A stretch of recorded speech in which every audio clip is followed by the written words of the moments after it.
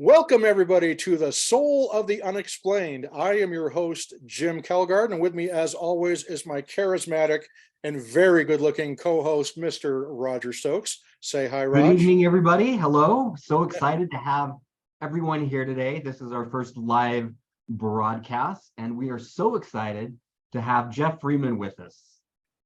Yes, and so our guest of honor is Mr. Jeff Freeman, who is best known to many of you as the host of his amazing podcast, JFree906. So with that, Jeff, we're going to let you say hello and just kind of tell us a little bit about yourself. All right. Yeah. Hey, everybody. So JFree906, that's been an interesting name. A lot of people ask me, where did the 906 come from? And I always tell them, I say, well, it started with the name JFree, I guess. Everybody in my church, I played guitar, electric guitar in the praise band at church, and we had three Jeffs. And so the first one, of course, was Jeff. Second one was JJ because of his initials. And then I became J Free. And 906 is the area code for the Upper Peninsula of Michigan, which I am a Uber. Yes, exactly. So that's where the 906 came from. So I thought, well, everybody calls me J Free, so I might as well just add the 906 and we'll just wing it with that. So, but that's how that got started. But yeah, so originally I'm from the Upper Peninsula of Michigan. And here about, I don't know, about 7 months ago, 8 months ago, I sold my house and I bought a truck and a fifth wheel trailer. And now I travel around the country, took the show on the road, as they would say.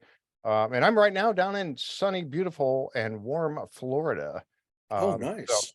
Yeah, I mean, I was up in Michigan and the snow was getting deeper and deeper. And I said, you know what? I got to go. Time to go. Yep. So yeah. So is Michigan getting walloped with snow right now, like Utah is? We're getting hit pretty good with snow this winter, which is kind of weird. Yeah, I noticed that. And watching the Skinwalker Ranch live cams, I noticed that it is quite a bit of snow there, and we see Thomas out there shoveling all the time.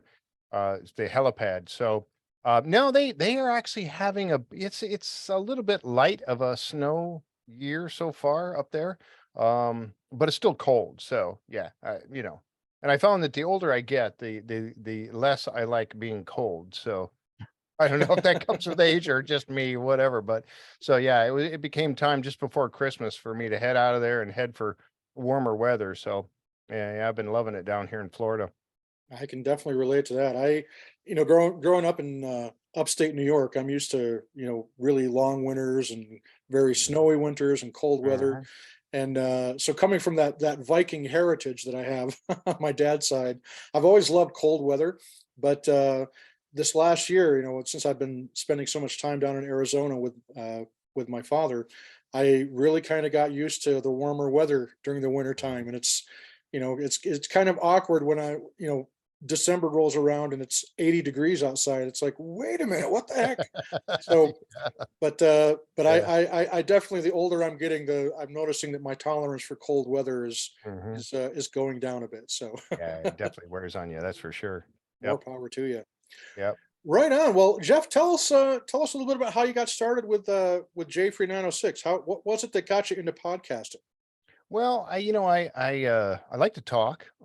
So obviously, You're in the right you know, place. yeah, yeah, I was a radio man in the Navy, and I got used to talking to people that I couldn't see.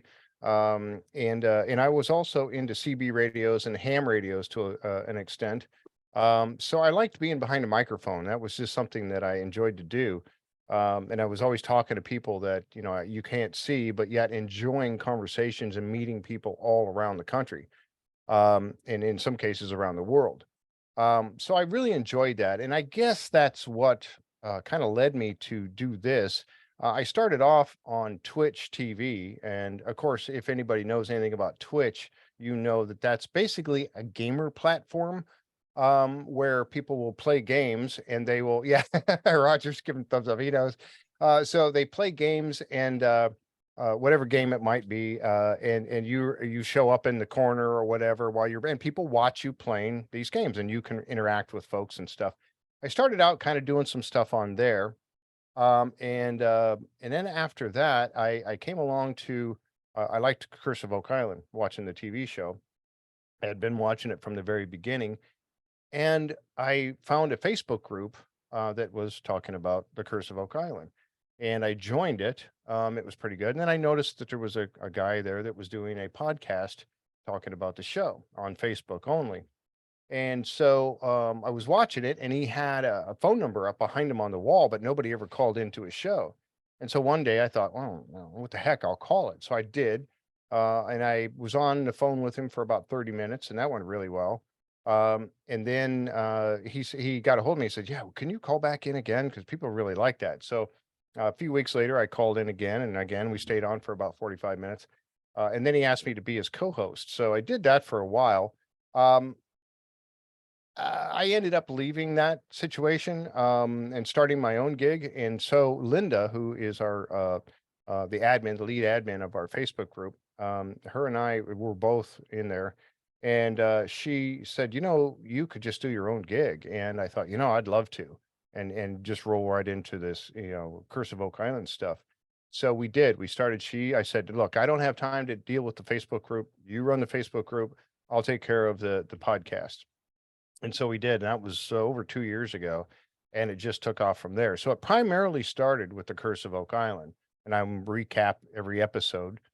And then then they came out with Beyond Oak Island, and I started talking about that one. That went pretty well. And then when it finished, I was always into Skinwalker Ranch. I really enjoyed watching the show. Well, we knew that when Curse of Oak Island ends its season in around April, the end of April, Skinwalker Ranch takes that spot, that time slot on History Channel. And I loved watching it. And I thought, let's put it out to the group in our Facebook group and see, hey, do you guys, what do you want to watch? Or what do you want Jeff to talk about, basically? And everybody voted for Skinwalker Ranch, which I was happy about because I really wanted to get into that one. And so I began talking about Skinwalker Ranch. And then as it grew, I have so many, as you well know, Roger and Jim, you guys know, I have so many interests on different subjects. And so I thought, you know what, I'm just going to start talking about all these different things and see if people want to hang out and talk with me. One of the main things that I've always said about my show is that I want it to be fun, entertaining, and we might all learn something in the process. And me too, because I'm learning every time I do this. So I always tell people when they join our group or whatever, I always tell them, hey, welcome to the discussion. Come join the discussion. And that's how I like to run my podcast. It's a discussion. We have, if I get 150 people watching live or 5 people watching live, it doesn't matter. I'm interacting with them. They're asking questions or coming up with things that I never thought of. It's awesome. So I love that interaction with everybody. And that's where it's kind of developed into. It's just been a great community of people where we can all exchange ideas and have a great time together. So that's what it's become. And now, of course, paranormal, UFO, UAP, Skinwalker Ranch, treasure hunting is kind of taking off lately, Right. kind of getting into that. So it's been an awesome ride, and I'm really blessed to have met so many wonderful people like yourselves, you and Roger and Cheryl out in PhenomeCon. Got to meet Cheryl out in PhenomeCon, and Miriam out in PhenomeCon, and that's just been great meeting people all around the world. I just love it. Right Oh, on. there's Well, Diana. We were just talking in Skinwalker Ranch a few minutes ago. Hi, Diana. And yeah, Dina. let's just real briefly talk about how Roger and I met you. Okay. Yeah. Was at PhenomeCon this Yeah. last September. So Roger and I, this was our second year attending PhenomeCon, and we're actually going to talk about PhenomeCon toward the end of the discussion here. But we went to PhenomeCon this last year in 2022, which is in Vernal, Utah. Mhm. And we decided to go on a tour of this place called McConkey Ranch, which has these absolutely amazing petroglyphs for you that you can go and hike up right up to the cliff and see them. And so Roger and I, we signed up for this tour with James Keenan, who is absolutely fabulous. I know that Yeah. you've had him on your show a number of Great times. guy. Yep. And super cool guy. And so James Keenan is leading this tour group to McConkey Ranch to look at the petroglyphs. And we're riding on the bus, and Jeff is there on the bus with us, and we can hear him. I think you were sitting a little bit behind us, and Roger and I could hear you talking about, all the Skinwalker Ranch insiders and how you're excited to meet everybody and wanted to get a picture with people if you can. And I think even Miriam might have been on that tour with Yeah, us. she was. Yeah, she was there. Yep. So yeah, that was so much fun. I had such a good time. But when we got off the bus, was when we bumped into each other somehow, Mhm. and before you knew it, we were like, attached at the hip almost everywhere we were going. Yeah. We're one moment we're ordering carne asada tacos, Oh, they were awesome too. They were so good. and then but the cool thing was we got to because you run your JFree906 podcast. Roger and I had just started the Soul of the Unexplained, and we're still Mhm. pretty much in our infancy. I mean, this is only our 8th episode so far. So, but we got invited to a VIP breakfast, and Cheryl Carter was actually there as well. So it Yep. was me and Roger and you, Jeff, and Cheryl Carter, and just a handful of other people. Yeah. And so Yeah. we got to attend these exclusive events with the cast members of or the team members rather of Skinwalker Ranch. Mhm. And so we just kind of got to know you, and before we knew it, it was like we'd known each other forever. And I know. I got to Yeah. tell you, you are the coolest guy to hang around with at Oh, a conference like that. well, yeah, maybe at the conference. I was going to say, because we got to hang around with, like Caleb and stuff, and those guys are really cool. Yeah, oh yeah, oh Yeah. yeah, But that was, and you're exactly right. I mean, that was, as soon as we hit it off, right off, you and me and Roger, we were, and talking about stuff. And I thought to myself, I said, okay, I got to have these guys on my show. And I remember having I think it was like my very first Insiders Insights, and I had you guys on, and we had a right. great time together. But yeah, it was so that breakfast that we had, the VIP breakfast with the guys. And then there was that one guy who was sitting over to our right. I forget what his name was, but he had his phone up on a tripod, and he was filming those guys. And this was really kind of right when it was getting started. And I was like, are we allowed to film this? And they're like, yeah, sure, why not? Get my stuff out, man, so I can record it too. But Right. yeah, it was the access that we had with those guys was just great. I mean, it really, truly It was.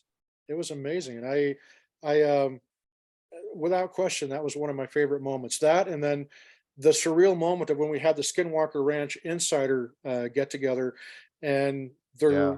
they weren't anticipating that many people, that many insiders showing up, I don't think.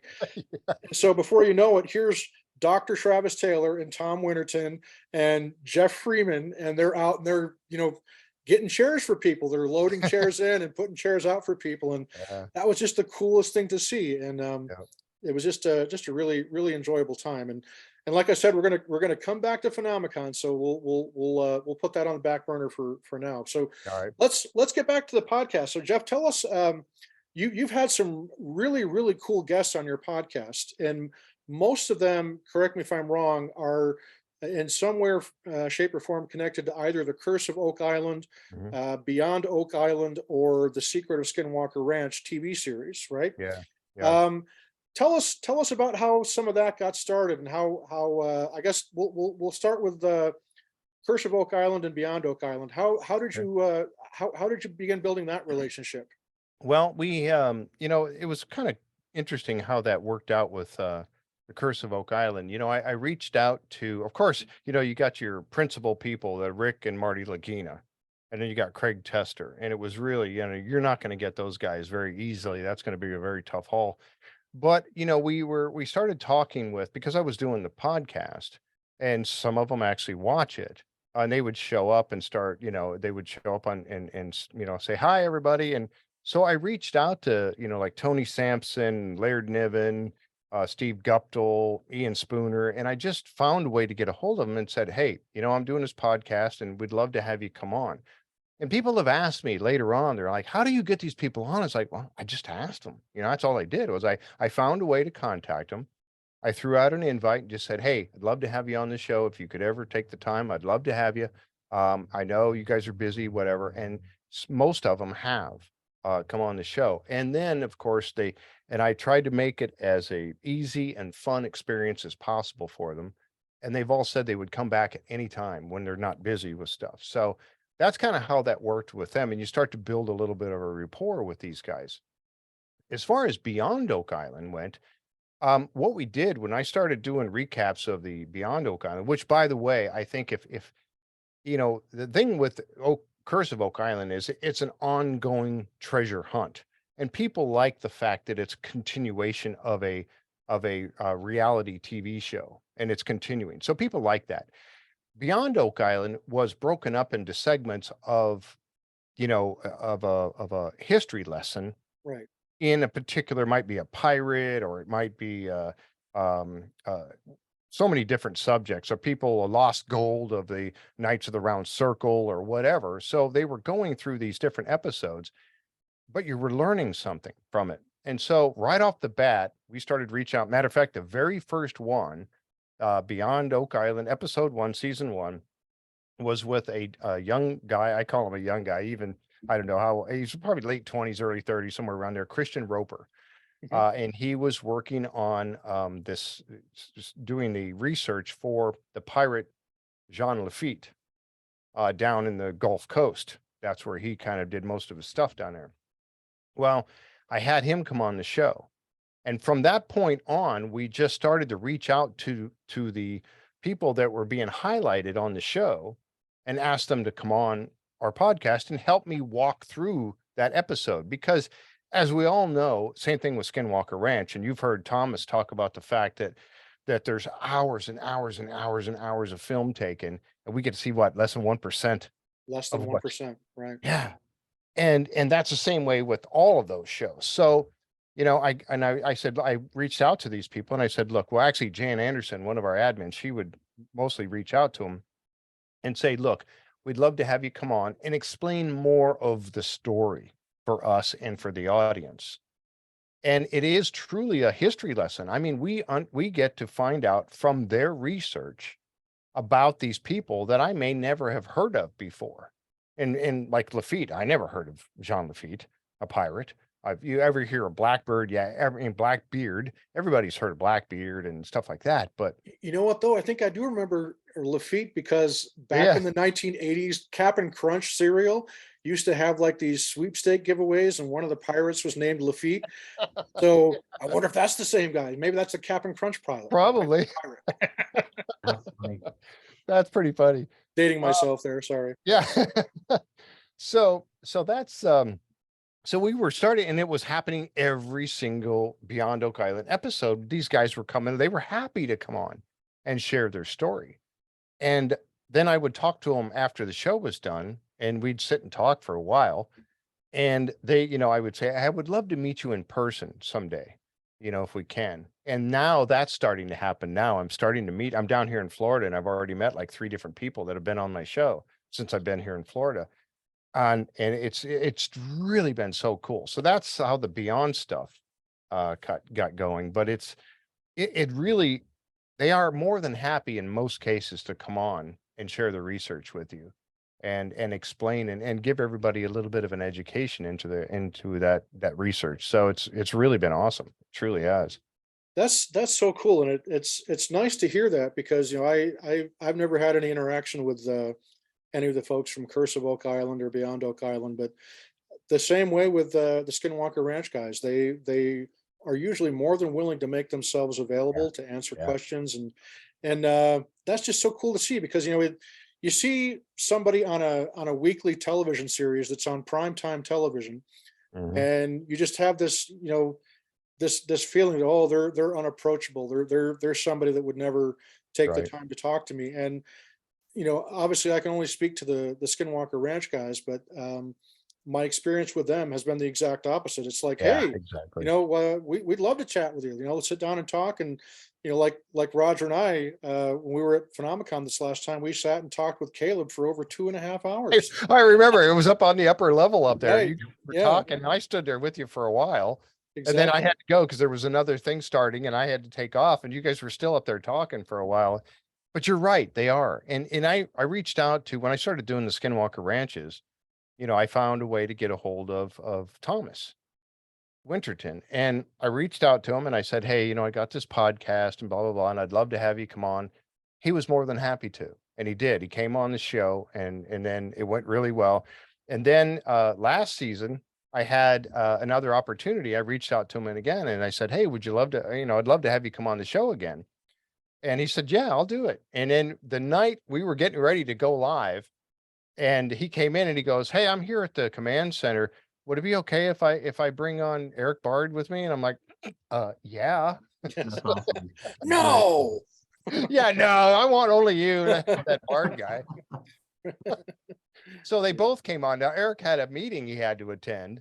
He was stayed on for about 40 minutes or so, and then he had to go. But again, like you just said, they're so approachable. And now we'll get to the Skinwalker Ranch Insiders. I mean, the guy is always on there talking to people all the time. It's just amazing. Yeah, definitely. So what is it about Oak Island that draws you in the most? What is it that you find the most fascinating? It's really, for me, honestly, it's the history. I've said this on my show before many times, but one of the things that, we would love to see them pull up the treasure and gold, or whatever, the Ark of the Covenant. And gosh, I hope that's not there, really, honestly, because that would be a end times for us all. Right. But we'd love to see them pull up treasure out of this, out of the money pit or wherever on Oak Island. That'd be great. But I really want to know, like Rick Lagina, the who, what, why, where, and when.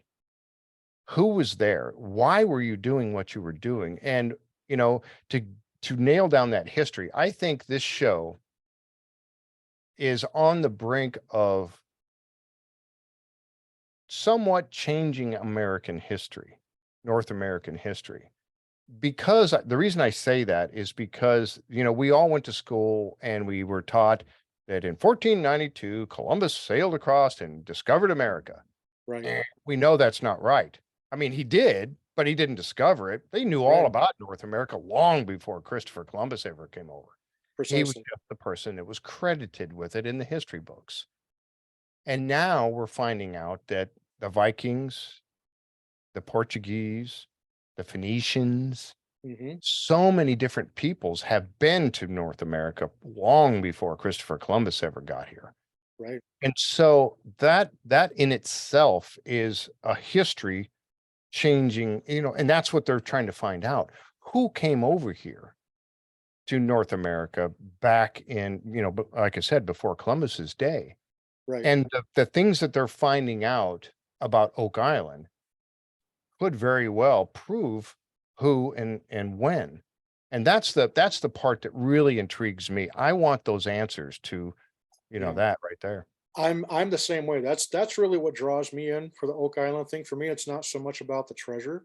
For me, it's much more about the fact that I have long believed, and part of that is because of my religious upbringing, that Columbus was not the one to really discover America. The Right. chances are, like you were saying, the Vikings made it at least as far into the Great Lakes. The assumption is that they got in through the St. Lawrence River, Yep. and got Yep. in through like Lake Ontario, Lake Superior, and whatnot. Then there's also the possibility. I mean, look at who all the ancient seafaring cultures were, and I know Cheryl Carter. Just a few moments ago, I caught a little glimpse of something that she posted in the chat here about Romans. Romans were a Yes. seafaring culture. The Egyptians were a seafaring culture. The Phoenicians, the Chinese. Yes. So I think, and in fact, our last podcast episode, we had Ron Hubbard, and we talked a little bit about that, about how the history of humans is really kind of incomplete. It's like we are told that everything, Columbus this, Columbus that, but the reality is we don't know for sure, because that history is incomplete. And one of my big things, anyways, I think there's always been a bit of a, for want of a better word, a conspiracy, or a willful obfuscation of some kind of mainstream archaeology that get into that whole bit of the, oh, this is settled science, and the reality is there should never be such a thing as settled science, Right. because the moment you say, well, it's settled science, that means that you're closing your mind off. You're Exactly. closing yourself off to learn more, and that should just never be the case. So that's, That I'm should I'm never happy to hear you say that, because that's one of the big things that really draws me in interest wise for Oak Island is I really want to find out who it was that was there, because it certainly, all the indications are there that it predates Columbus. Oh yeah, absolutely. And right north of, excuse me, right north of Nova Scotia, in between there and like Newfoundland and PI, yeah, Prince Edward Island, is the entrance into the St. Lawrence Seaway. Right, And so if they wanted to make their way in, Oak Island, I mean, not Oak Island, well, Oak Island, but Nova Scotia is right there. right, And so, when these guys came over from Europe, they they would hit land masses on their way, Iceland and Greenland, and make their way on around. So that's going to be one of the stopping points. So and it's very evident, getting back to Oak Island real quick, it's very evident that someone was doing stuff there back, and now they've actually dated they found this stone platform that somebody built. And they stacked up rocks. It's about 2 feet thick in rocks, almost 3 feet thick in rocks. And it's a huge platform, like, I don't know, like 70 feet by 90 feet. It's a huge thing. mhm, And they've discovered this in the swamp. Okay. So you're looking at it, you're going, okay, yeah, it's a big platform. And you don't have any clue when it was made. But then they found, Dr. Ian Spooner found smashed in between a couple of the rocks, he found a piece of wood that had been crushed in there. Took that piece of wood off, send it off to get dendrotech chronology done on it, and it comes back dating 1220. Now, wow, we all know that a piece of wood, that piece of wood, that might have been a tree that lived for 100 years. We don't know, okay, if it was oak or whatever. But still, you narrow that down, that has to be somewhere around that range of 1200 to 1300 that tree was alive and got smashed in between those rocks. right, That means that stone roadway or platform was built around that time frame. Now, 1200 AD, I mean, that's way before Columbus ever made it over there. that's And who would that's have gone through Right. the time and the effort to make this precisely. big platform? For what reason? So that's what is so intriguing about it. And that's where I go back to that bit about it changing American history. Who was here? Well, Nova Scotia, we know, or we've learned, that was supposed to be the 13th colony. I don't know if a lot of people, where I'm in through talking with all these different researchers that I've had on my show, it was supposed to be the 13th colony. Benjamin Franklin, Thomas Jefferson, they all were up there, and many of them had land there. What happened was, because it was going back and forth between the French and English and the French and the English, that they decided to blow that off and take what the state that was there. One of the colonies was actually one state that was now Vermont and New Hampshire. They decided to cut it in half and call it Vermont, New Hampshire, thereby getting to your 13 colonies. They decided to do away with the idea of having Nova Scotia. So there you go, taking us right into that time frame there as well. So again, it's just so many things that go back to, you look at Oak Island in Nova Scotia going, my goodness, this place was a hotbed of activity, Yeah. back during that time frame. So that I guess my question I have then there is what would be the real quote unquote treasure of Oak Island? Would it be the gold and the riches, or the documents, or would it just simply be, would the treasure be the knowledge when we find out who in fact it was that was settling in that area, that came through in those days that predated Columbus? And for me, I've always been somebody who, the knowledge is real treasure for Mhm. me. So that's, I think you got to kind of have a double front of treasure search there with, Yeah, me both too. I'm the the same gold way. I and, want that. I want to know the who, what, why, where, and when.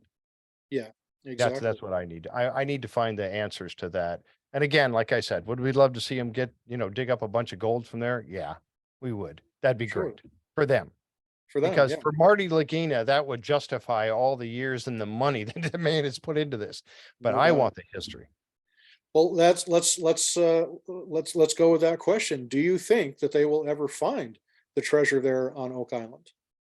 It's And when I I say think treasure, I mean, do you think they will find gold, gold silver? and silver. Yeah, You know, it was always my understanding or my belief that there was treasure there at one time, but it's gone now. There's a couple researchers that believe that the money was actually used. I'm going back now to the Revolutionary War, that the money was used. They knew it was there. And that's why Thomas Jefferson and all them guys were there, because they got to the treasure, took it out of there, and used it to fund the war of independence. So that's something I always believed. But now you have what's going on in season 10 right now is, they're finally getting boots under the ground because of the refurbishing of the garden shaft. They're actually going down underground now. They've actually found tunnels down below, but they've been doing these water sampling of all these boreholes around the money pit area, and they've been sampling the water. Now we know that silver degrades enough that it's going to leave a remnant in the water, but we never knew that gold did, because gold doesn't degrade like that. right, You find gold in the ocean that's been in the ocean for hundreds of years, and you'll pull it up, it's still shiny gold. right, Now, the silver doesn't do that. It'll start get incrustation on it and turns black and everything else. Now, so we never knew that gold would. Now they have a process by which they can tell that gold is in the water. They've done these sampling around the money pit and these different boreholes, and they're finding that there is a large quantity of gold and silver in the water content. Okay, so now, and I had Ian Spooner on my show, Dr. Spooner, and I asked him about that. I said, so what does that tell us? He says, what that tells us is that it's still there, or it wouldn't have that high concentration of these elements in the water. It has to still be there. Well, this man is a geoscientist. I don't know. I mean, I have to go by what he's saying because I don't know. That's not my field of expertise. So now I'm starting to wonder, is it still there? Could it still possibly be there? And now we know that there are separate areas of water under the money pit that are separated, because some of those just within 20 feet of a borehole over there has got silver and gold sampling, but 20 feet away in this borehole in the money pit, we still hit water, but there's zero. So we know there's separate bodies of water under there. So again, it's just so he believes that there's still treasure under there somewhere, and it's somewhere in that body of water. right. I don't know. And that's just one of the things that keeps everybody tuning in Watch week it. after week, season after season, is it's just Yeah. just and I think what a lot of people who maybe criticize the show don't understand exactly how long and drawn out of a process it is to be able to look for this stuff. Yeah. It's not like you just simply, use this high technology and determine, oh, yep, it's there and we're going to go get it. It doesn't always work that way, because anytime you open up a cavern, like if there was already a cave system underground, and I don't know if you run into this back east, but out in the west here, like in some of the caves that we find out here in the Uinta Mountains, Mhm. you got to be really careful. If this cave has been sealed up for Lord knows how long, you're going to be dealing with potential poisonous gases like I think hydrogen Hydrogen sulfide is sulfide. one of them. Yep. Yep. So and then you've also got the issue of sometimes you're dealing with mold that is growing on these things, and you have to make sure that everybody's protected, from biohazards that are just inherent. So a lot of people don't always understand and appreciate exactly how involved of a process it is to be able to be looking for this stuff, with Oak Island in particular. So Yeah. um, I've been captivated ever since the beginning of how they go about doing that, and that's Yeah. I one was of the just watching Cheryl and Cheryl. Oh, was somebody trying to say something? nope, I just had to put somebody on mute. Oh, okay. Keep I yourselves seen on, keep yourselves on mute, folks. I seen Cheryl and Roger and Tom Burns talking about Samuel Ball, and and Tom hit it right on the head there. He's the Oak Island man of mystery, because Samuel Ball, there are documents in Nova Scotia archives. There's two different documents about the finding of the money pit in 1795. One of the documents lists I think it's Vaughan, Smith, and Ball, or is it Vaughan? Ball was one of the three.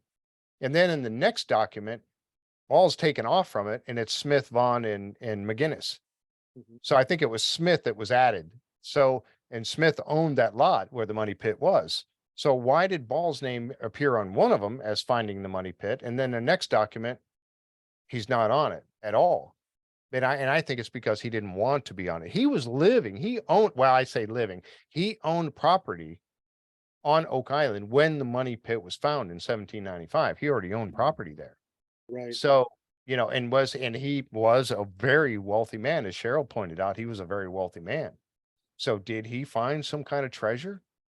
He was supposedly just a cabbage farmer. It's definitely a possibility, right? Yeah, One of those many that you got to take into consideration. So, exactly.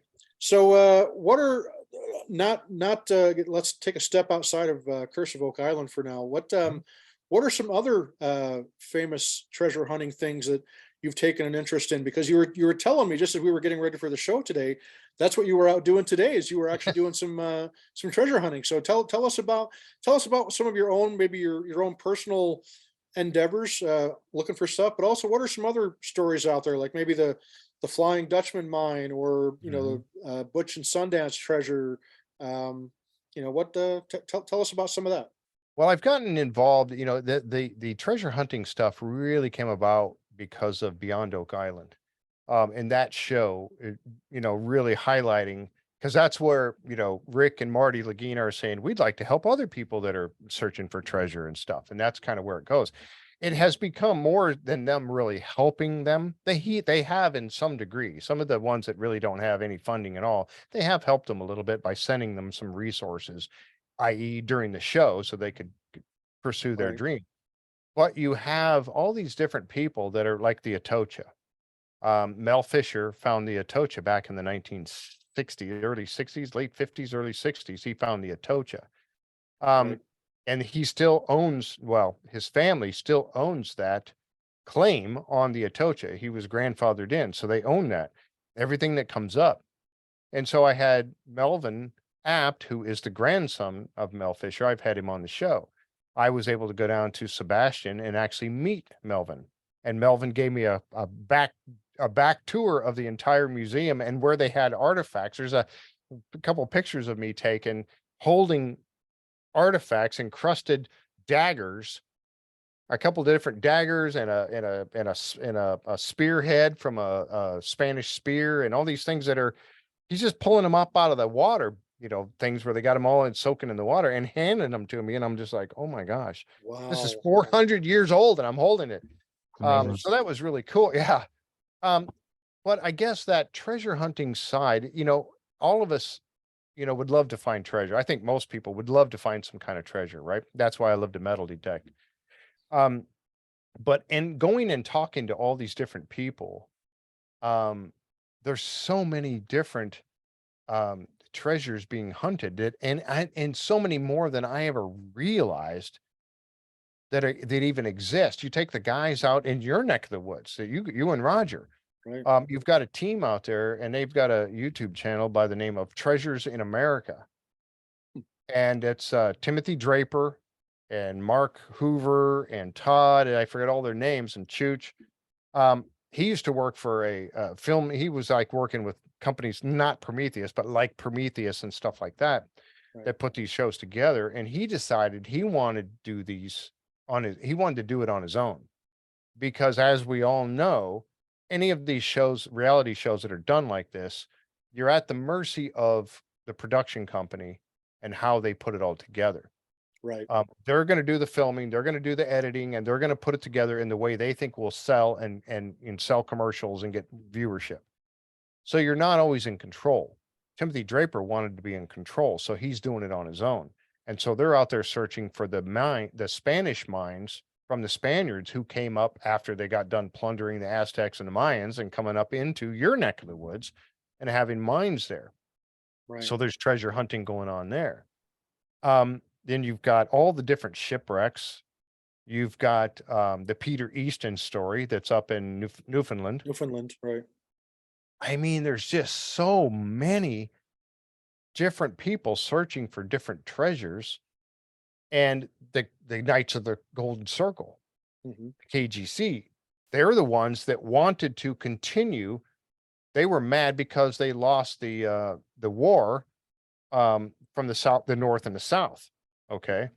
They were part of the South. They wanted to continue slavery. They wanted to continue, and they wanted to kind of refund what they were doing so they could go back and try to, fight again.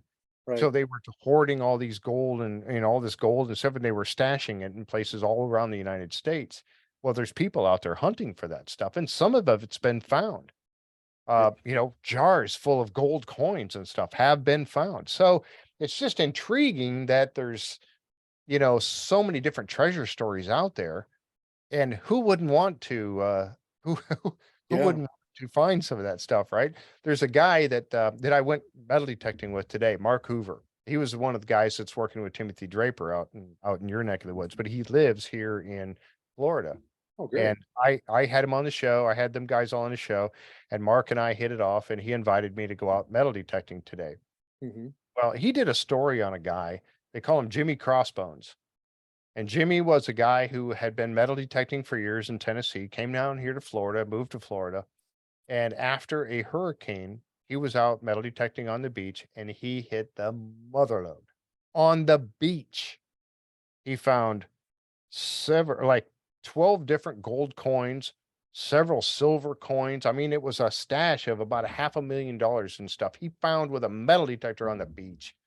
I mean, who Wow. would want to have that happen, right? So Right. it's like that drives us, to go, I want to find that stuff. I'd just like to find one silver coin that's old like that. Roger and I have a good friend, Terry Carter. And I know that you know who Terry Carter is. Mhm. Um, Yeah. he was at PhenomeCon Yep. the last 2 years, and we've been trying to get him on as a guest. And he's a guy who's just really just an absolute wealth of knowledge when it comes to all the different treasures that are here in North and Central and We South both need to America. have him on our shows. We do. In fact, we should just plan on doing like a combined show or That would something. be Where we, great. I'd love to we, do it. we That'd be get Terry awesome. on. That would be a lot of fun. But Terry Carter is another one of those guys that just is just such a good guy, and he's he just really knows these legends inside and out. And I could sit and listen to him, just talk for hours about the things that he's seen. And of course, he's actually on, I believe, the first or second season of Beyond Oak Island, where he's leading a team to research the lost Josephine mine. Yes. And Yes. and That's right. he's made some pretty stunning progress with the team that he's working with on that. And Really. I heard him talking about how this coming summer he's planning on taking that team back up there, and they're pretty confident that they're going to make some good progress this summer. So my fingers are crossed for Terry and those guys, because that would be such a wonderful find. Oh yeah. And speaking of the Atocha, Mel Fisher. I mean, if I'm not mistaken, he's the reason why the federal government changed the treasure hunting laws. Was Yep. Prior to that, after Mel found the Atocha and basically became a multi millionaire overnight, basically, Mhm. the federal government stepped in and said, "Well, we can't have people doing this anymore." So now they've changed the laws, at least here in the United States, anyway. I don't know what they are in Canada, but in the United States, I mean, if you find anything, you basically, and particularly if there's any like human remains that are Oh yeah. found, Yep. you have to notify local authorities like immediately, Yeah. and you can't even take out even one little thing, or else it's basically you're violating, what is it, Roger, the North American Antiquities Act of Yeah, I believe so. 1996 or something like that. So yeah, so Mel Fisher, man, sure got lucky, that guy. Yeah, he did. He went through a lot of court battle. I was talking with his grandson Melvin about that. And it's actually on when I went down there to the museum, and there's actually a film about it. And he fought and fought and fought, but he finally won exclusive rights to that entire wreck site. And it stretches on for miles because a hurricane dragged it on the ground on the bottom of the sea, and dragged it through the Gulf Coast there, and it just spread it out over a long period. They're still at it and still coming Yeah, up with stuff. yeah, So yeah, what a thing that is for sure. absolutely. Well, let's kind of change gears here and let's talk about Skinwalker Ranch. All right. Dun dun dun. Dun, dun, dun. I love that show. Oh, me too. And anybody that's listened to our podcast, anybody that knows Roger and I personally, know that we are just so absolutely head over heels in love with Skinwalker Ranch and the mysteries that are going on out there. We find everything so fascinating, and there's just so much. I mean, look, you're dealing with a completely different thing with Skinwalker Ranch than you're dealing with over with the Curse of Oak Island, Mhm. and what you're dealing with on Skinwalker Ranch is a scientific investigation to basically unlock some of these mysteries that are just defying all known laws of physics, all Right. known laws of science. And it seems to be a place, Skinwalker Ranch, where fantasy and reality, the line just gets blurred. And it's like Yep. all these things that we're told all of our life should never be possible and aren't real, they have a history of manifesting on Skinwalker Ranch, or at the very least, in the Uinta Basin and the immediate geographical area around the ranch. So Skinwalker Ranch is really kind of how you and I got to Yep. Roger, how you and I got to meet Jeff here. And so Roger, I'm going to let you kind of talk a little bit about Skinwalker Ranch and how we got to meet Jeff and how all that came together. And I'll let you take some time now. Yeah, no, 100%. So Skinwalker Ranch is a place, like Jim said, that's near and dear to our heart, and it is literally in our like back door. So Jim and I hopped into our car tonight, right? We could be there within several hours to the gate, and of course, Of course, Dragon might shoot you, but other than that, yeah, yeah. I mean, we might get a shot if Yes. we're doing that. So we're not Yes. gonna do that. Caleb and Dragon, we have no plans to do that. But if we do though, we'll make sure we bring tacos and cookies. Yes, there you go. Yeah. and chips and salsa. Chips and And chips and salsa. Yeah. salsa. So I think one of the things in talking with you, Jeff, and how we got to really know you at PhenomeCon was through what's known as the Skinwalker Ranch Insiders Group, and it's a fantastic group of people that have the same fascination with everything Skinwalker Ranch, and this group was specifically created to help fund a lot of the science experiments that they're doing there.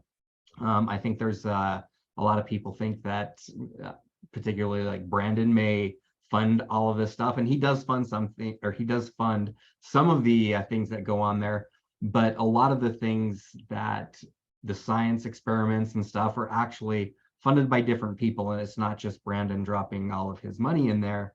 And the Skinwalker Ranch Insiders Group is one of those things that help. And what's really good and how we started talking with Jeff is he wanted to talk about people's experience being a Skinwalker Ranch insider. So yeah, tell us a little bit more, Jeff, about your fascination with that and the type of interviews you were doing. Well, like you said, I mean, Skinwalker Ranch, and again, it's a complete leap away from stuff like Beyond Oak Island and Curse of Oak Island and treasure hunting and all that.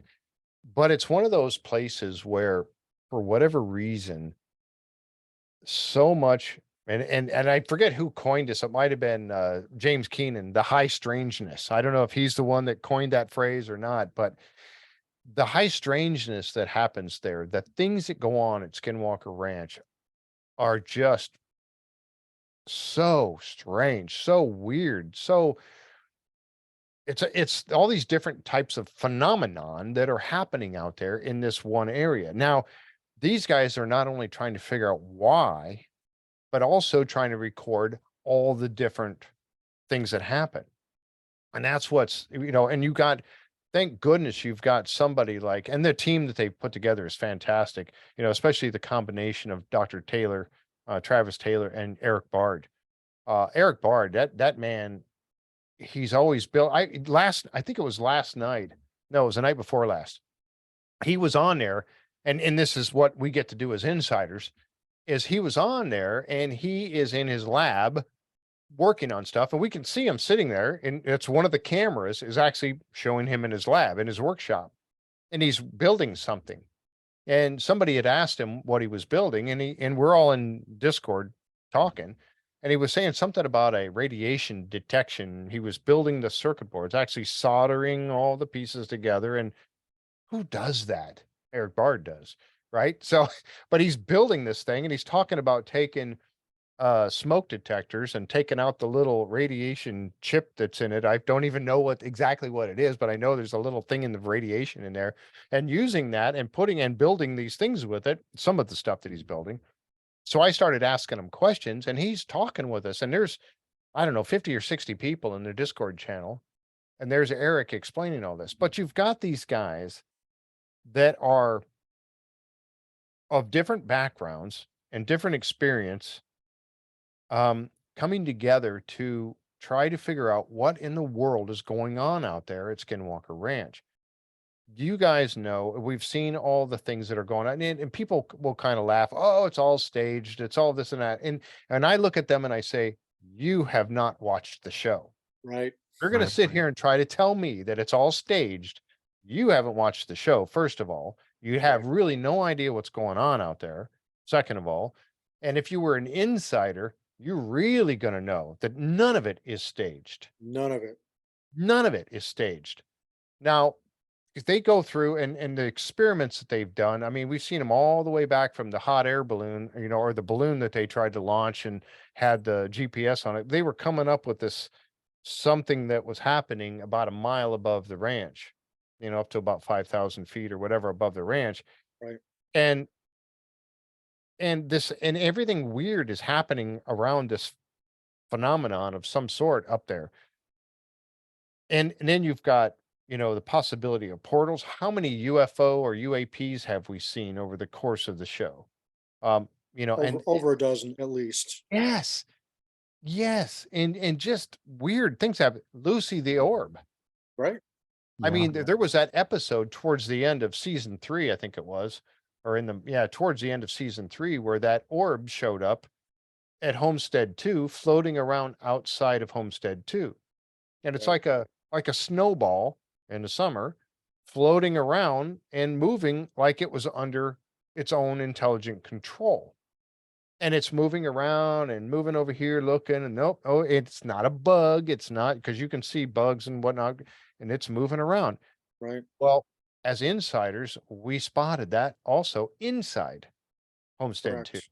because the Correct. cameras are in there. So we got a chance to actually, so I wasn't, unfortunately, I wasn't there when it got spotted, but other people did. So what is causing all of these weird things to happen there?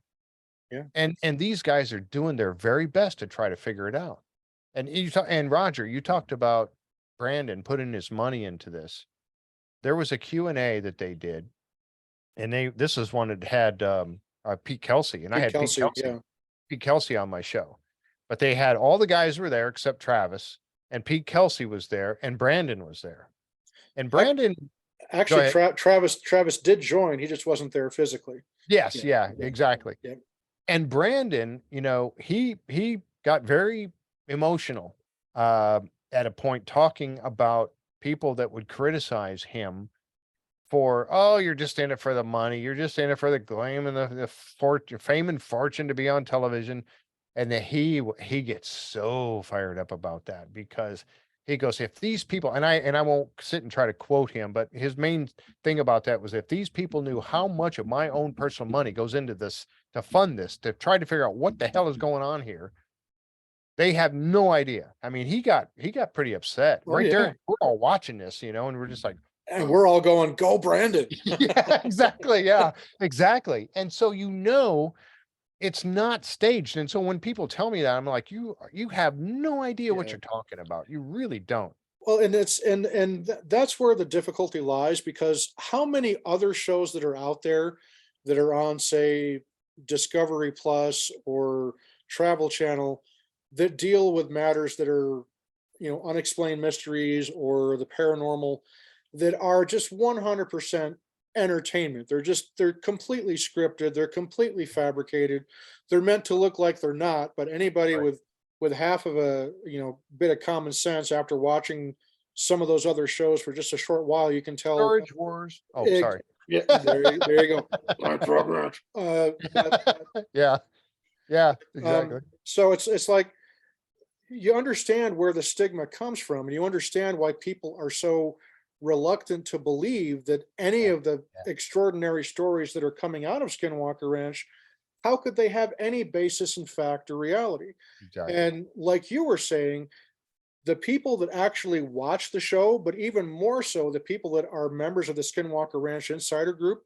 And thankfully, we've got, several insiders joining us here. We've got Miriam, who's Mhm. just awesome. We've got Cheryl Carter, Yep. who's with us today, who is a member of the insider team. And I don't know of any other similar situation. Pick any paranormal topic where you actually have the people that are in charge of running that operation, in this case, Skinwalker Ranch, where they are allowing pretty much unfettered access to their data and to the staff, the people that are actually on the TV show, the people that work at Skinwalker Ranch. I mean, Jeff, how many times a week is our Eric or Caleb or Tom Winterton on Discord chatting with the members? All the time. All the time. Eric's on there all the time.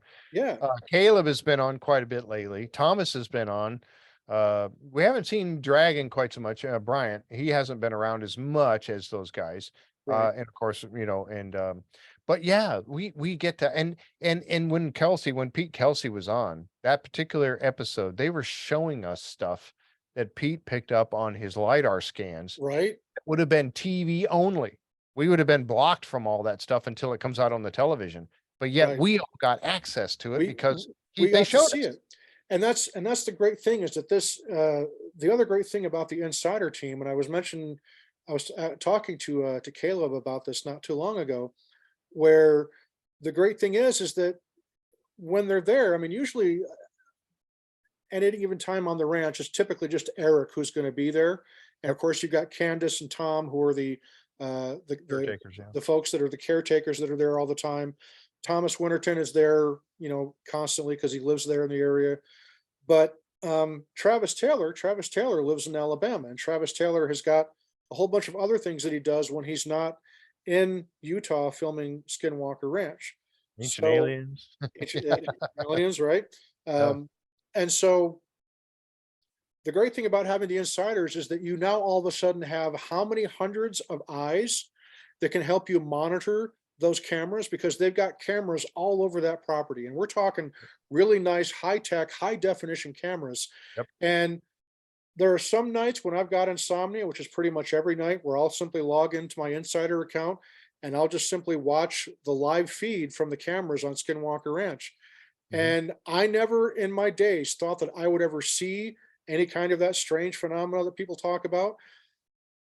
I have. Without fail, I'd say probably 4 out of every 5 times that I jump on to watch the live feed, I'm seeing something that is truly, looks like something out of the ordinary. I've Yeah. seen, for want of a better term, orbs that Yep. have appeared on screen that are clearly not snowflakes.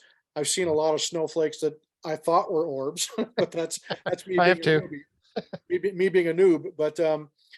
But that's the great thing about this insider program. And the other cool thing is it's a great place to find camaraderie with Yes. other Yeah. people. I That's mean, what I was just gonna say. like becoming friends with you and getting to know some of the other great insiders like Cheryl and like Yep. Miriam. And there's just so many out there that are so cool. And that's not to say there aren't other Skinwalker Ranch groups out there on social media, that there are, Mhm. but it's like I've seen the difference with some of them. Some of them, there's people that will actually attack you and make fun of you if you say, "Hey, I think I saw something here."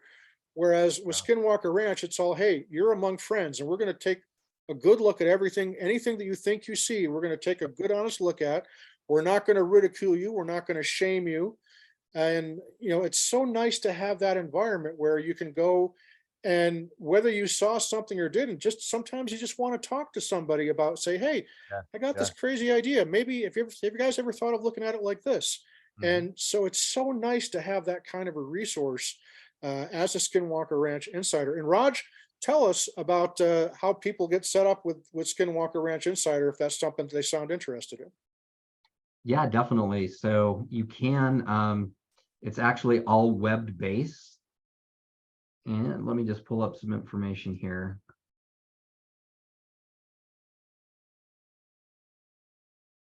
But Yeah, with while the, you're doing it too, I'll just quickly say too that you know, with that insider access, you know, it started off with just the website with the webcams, and then we could chat with each other in because you can jump over, you can watch it on Skinwalker or skinwalker-ranch.com. You can watch it there, but you can also and see the chat, but you can also click and take you over to YouTube. It's a private YouTube channel where you can watch it over there, and then they got the chat there.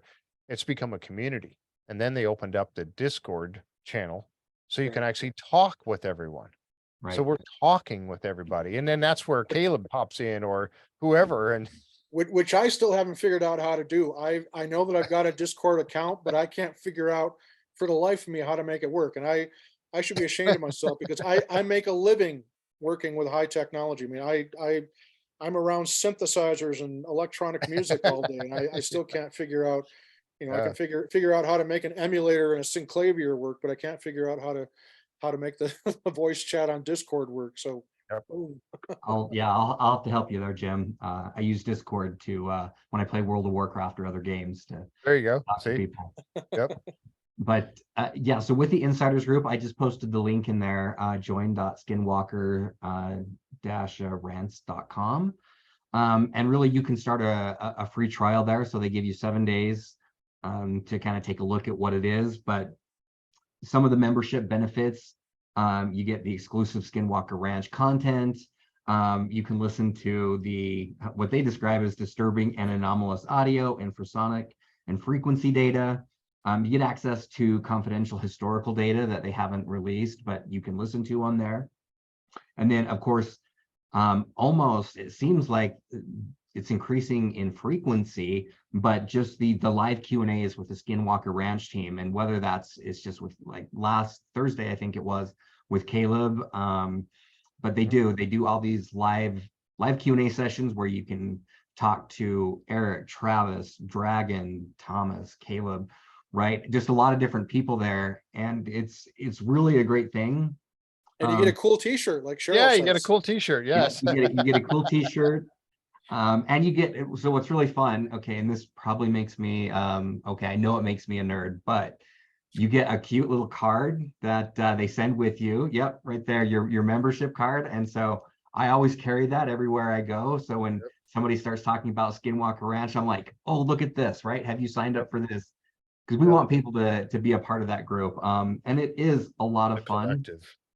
Yeah, it's crazy. And I think going back to just talking with Jeff, kind of circling back to the insider group, we had some great discussions there at PhenomeCon, between you, me, and Jim, just about the insider group, what it meant to us.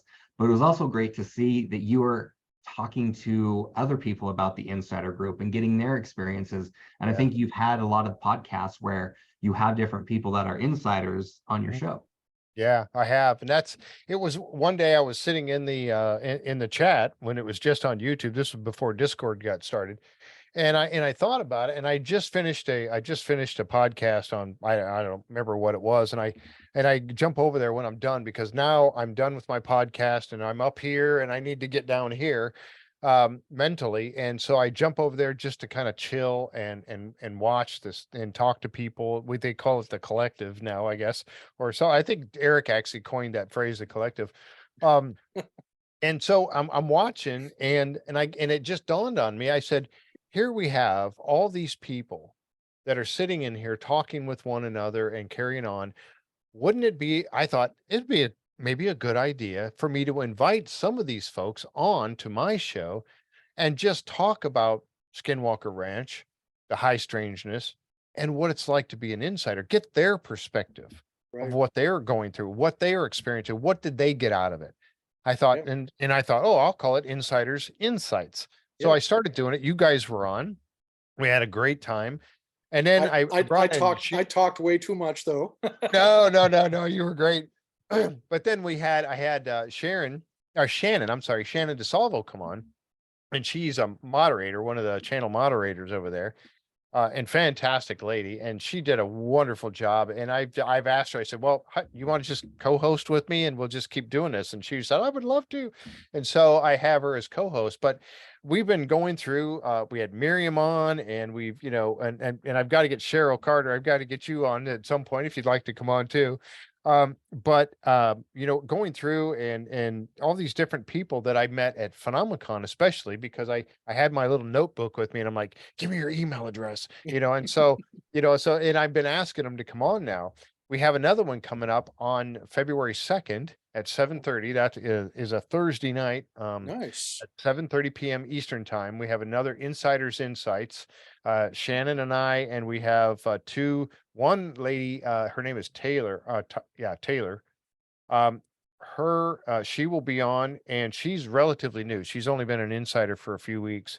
And then there's David Russell is on there, and he's been on for a little while now, but so I want to bring these folks in so they can help talk about it. And I said, we just sit down and we'll just chat it up about being an insider and about Skinwalker Ranch and just how did you get involved and all this kind of stuff. And I love getting their perspective and hearing what they have to say. And then they will also share some stories about what got them involved in this. Why is it the UFOs or UAPs or the weirdness, or is it Right. the whole cryptid thing, with cryptids that got them involved in this? Or why do they like the show? And just to get their, ideas and input. And it's been great. It really, truly has. And I can't thank the people who have been on, like yourselves, but also those who want to come on later on, to come on and join with us. Now, Mike Owen, who is also one of the guys that over there, he's a moderator at the for the Insiders on the YouTube channel. Well, when I was at PhenomeCon, and I know here we're jumping back to PhenomeCon, but he had mentioned to me, he says, Jeff, I'd really like you to take a good look at the whole Bigfoot phenomenon. Right. And I said, I've always been on the fence with Bigfoot, where's the bones kind of person, but I went there and I listened to Sage, Russell Accord talk, and Ronnie LeBlanc, I heard him talk. Maria. And Dr. Mariah Mayer got up there Yeah. and talked, and her talk was great. Phenomenal. It was. I had no idea she had such a background that she does. And I was just fascinated by that. And I thought, you know what? I went back and I had to watch some of the Expedition Bigfoot TV episodes. And so I went back and started watching them again. And I said, I have to have these people on the show. And start looking into this whole Bigfoot thing. And so I told Mike, I said, well, now you put yourself into it because you're going to have to be my co-host for this stuff. And we're going to start breaking down starting in February. I haven't got the actual date start yet for it, but we're going to start talking about Expedition Bigfoot. Right. Now, I've already talked to Ronnie LeBlanc. Ronnie's going to come on the show with Dr. Mariah Mayer. I don't have a date set for that yet, but they're going to come on. And I'm still working with Russell, trying to see when he's going to come on. So we'd love to have them come on, but their backgrounds, they're not just, people who like to talk about Bigfoot. They're people with actual educated backgrounds looking at this. And they don't go into this going every little thump, oh, there's a Bigfoot. That's not how they do this. They're going into this very scientifically, and not everything is Bigfoot. And I just, I can't wait that. Yeah, well, and you and I talked about it as well at PhenomeCon, Jeff. I was the same way. I had Bigfoot was something that just was never really weighed on my mind. It's like, well, maybe it's real, maybe it's not. Don't really care one way or the other. And then I started watching Expedition Bigfoot, and I finally found another show that deals with high strangeness and paranormal that is just like The Secret of Skinwalker Ranch. Yep. In the sense that everything that they do on that show is based in firm scientific method discovery, and it's great because, like you were saying, you've got Dr. Maria Mayor, who is literally like a female Indiana Jones, and so much so that Harrison Ford himself actually is a fan of hers and says that you're the real Dr. Jones. Remember? Yeah. She was telling that story, I think, and And then you got Ronnie LeBlanc, who knows all the great Native American folklore traditions, Yep. knows he's kind of like the Bigfoot super fan. And then you've got Russ Acord, who's just, he's, special forces. The guy is just like Superman. I mean, he's just, He really is. Yeah. and just a great thing. And so I started watching Expedition Bigfoot, and particularly this last season, this third season, Yeah. 3 is the best. blew my mind. That Yeah. there's one segment where you actually see a shadow, and there's no Yes. question that it's real. And Yes. for me, that was like, I mean, chills went down my spine, and I was like, oh my gosh. And then getting to talk to Maria and Russ at PhenomeCon, Yeah. which is another great thing. We're going to segue into PhenomeCon here in just a sec. That gives you an opportunity to talk to these people face to face. And when you get to talk to these people face to face, you can see their body language, you can see their eye movement, you know that they are 100% telling you the truth as they believe the truth to be.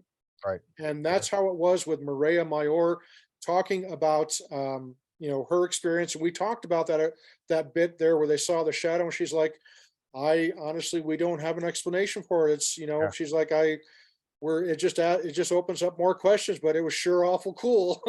and Yeah. and so it was just like that. So yeah, let's kind of segue now into PhenomeCon, and we can keep Okay. talking about the Expedition Bigfoot thing. One last thing I would like to say about the show, the episode or season 3 was also Pete Kelsey. When Right. he was there, and I had when I had him on my show, I was asking about this, and I showed the pictures because he did the LiDAR scan over the trees. And then at nighttime, they had a particular clearing in the woods that he wanted to go back and look at, but he wanted to take the handheld and go in there and check it out. So he took the handheld and got it all rigged up, and he was walking along with the cameraman. They had just him and the cameraman, and he's walking along with it, and he saw something. He saw a figure moving ahead of him in the dark. There were flashlights and stuff.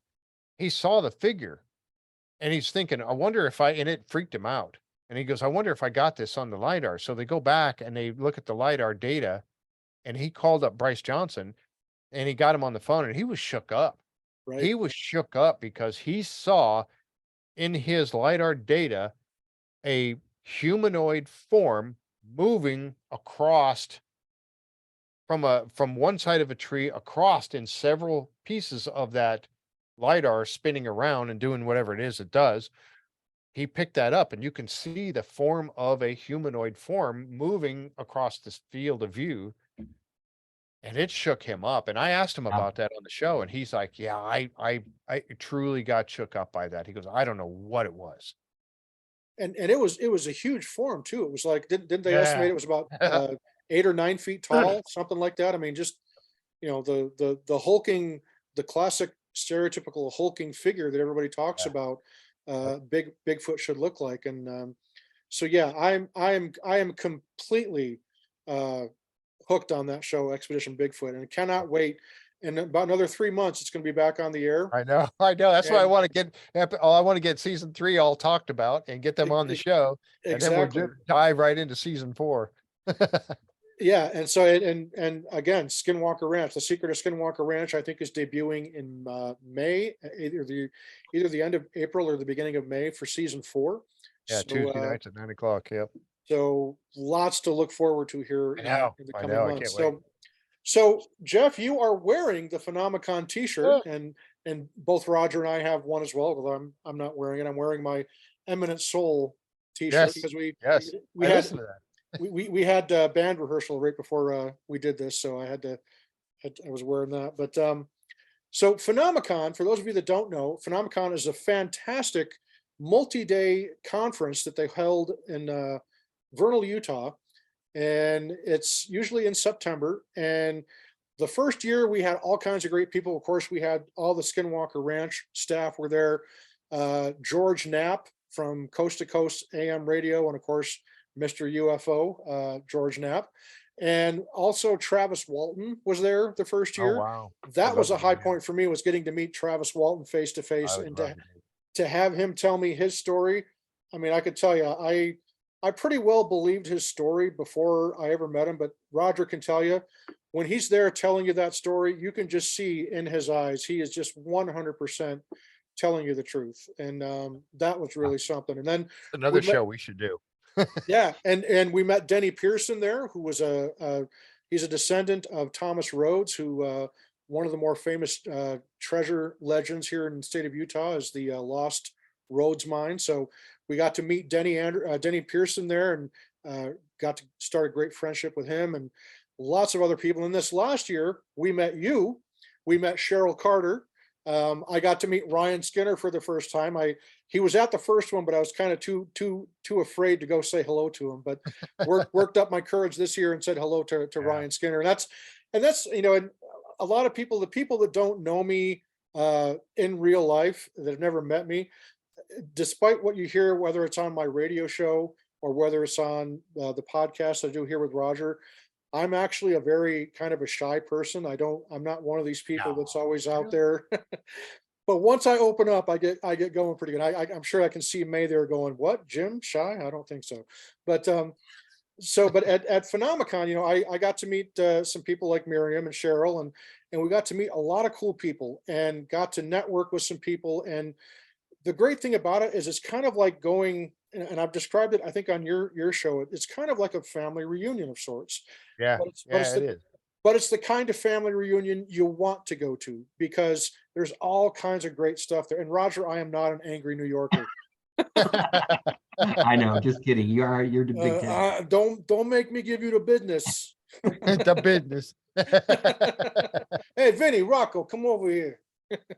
No, but it's a great time. They have the great activities like the Voice of the Believers dinner, where Oh, that was awesome. they That have was cool. this amazing chuck wagon barbecue dinner that they give that was out in good. this beautiful canyon. And it's just, absolute pure heaven on earth. And then you get to listen to people tell their stories. Some people talk about UFO experiences. Some people talk about Bigfoot and Sasquatch sightings. Some people talk about hauntings. And we had one guy this year, the first one that I came across, who talked about his experience with a UFO abduction, which was kind of interesting. Yeah, I And remember that. Yeah. and so there's all these other opportunities where you get to have like dinner with the Skinwalker Ranch team. You get to have dinner with the Expedition Bigfoot people. And it's just great because you have full access to these people that you watch on TV or that you read their books. And it's like, how would it be to just sit and talk to them? And the great thing is that the PhenomeCon, at least for the first 2 years, has been small enough that you have that opportunity. You go visit their booth, you go visit their table and sit there and talk to them. Yep. And if you have a podcast or something like that and want to pull them aside and talk to them in a quiet, private room, they can set you up with stuff like that. I mean, it's just an absolute, for starters, Vernal, Utah is located in one of the most beautiful and one of the most scenic parts of Utah. Oh yeah, it really is. You got dinosaur country out there. Yep. You've got the Uinta Mountains. I mean, there's canyons out there. It's just unlike any place else on earth that I've ever been to. And it's just, I think this year is it going to be 3 or 4 days this year? I think it's just 4 days, right? Thursday, Friday, Saturday, Sunday. 4. Okay. Yeah. Yeah. So Roger and I are definitely planning on going, and I know that the tickets I'll are be going to go on sale, I think, in 2 weeks. Raj, is that right? Like, Really, so, yeah. I think in the next couple of weeks is when they're going to finally put tickets on sale. And they usually offer like a 4-day pass. And then if you don't want to do the 4-day pass, you can do each day individually. And I'm here to tell you, folks, sign up for that 4-day pass if you're going to go, because it's the best If you deal. can, yeah. Yep. And and you want to act as soon as you can, because I guarantee you the day the tickets go on sale, especially now that word has gotten out about it, and now that Skinwalker Ranch, who are kind of like one of the cornerstones of PhenomeCon, because it's kind of technically there in their backyard.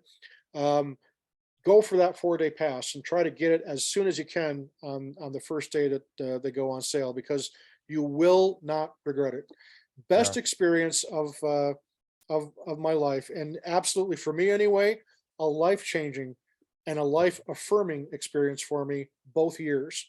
And Jeff, I'll let you talk about your PhenomeCon experience, and then Raj. Yeah, it was great. I really, and I have to say that they treated me very well. I did get a press pass because I have the podcast, but they treated me so well that I really have to hand it to the staff there that put all this together. They were so nice, so accommodating.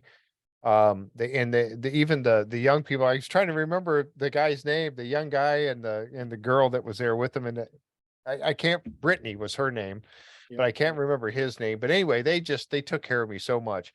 But you're right. The 4-day pass, actually, there was Thursday, Friday, Saturday, Sunday last year as well. But they also, when I got there, because I was there early because I stay at the campground. I take the fifth wheel and I just stay at the campground there. I was at Steinecker Park, which is just down the road, Mhm. and it was just wonderful to stay there.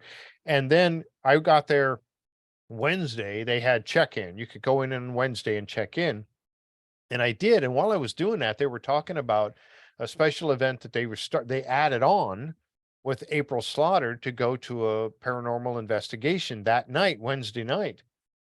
And I was like, "Oh my gosh, I didn't know about this." I said, "How do I get into this?" And he said, "Well, so I paid and to get in there to go to that. And I went to that and was able to actually go to not only and I step back for just a second on paranormal investigations. I love doing them. I've done a lot on my own, and I've done quite a few with groups of people, small groups of people.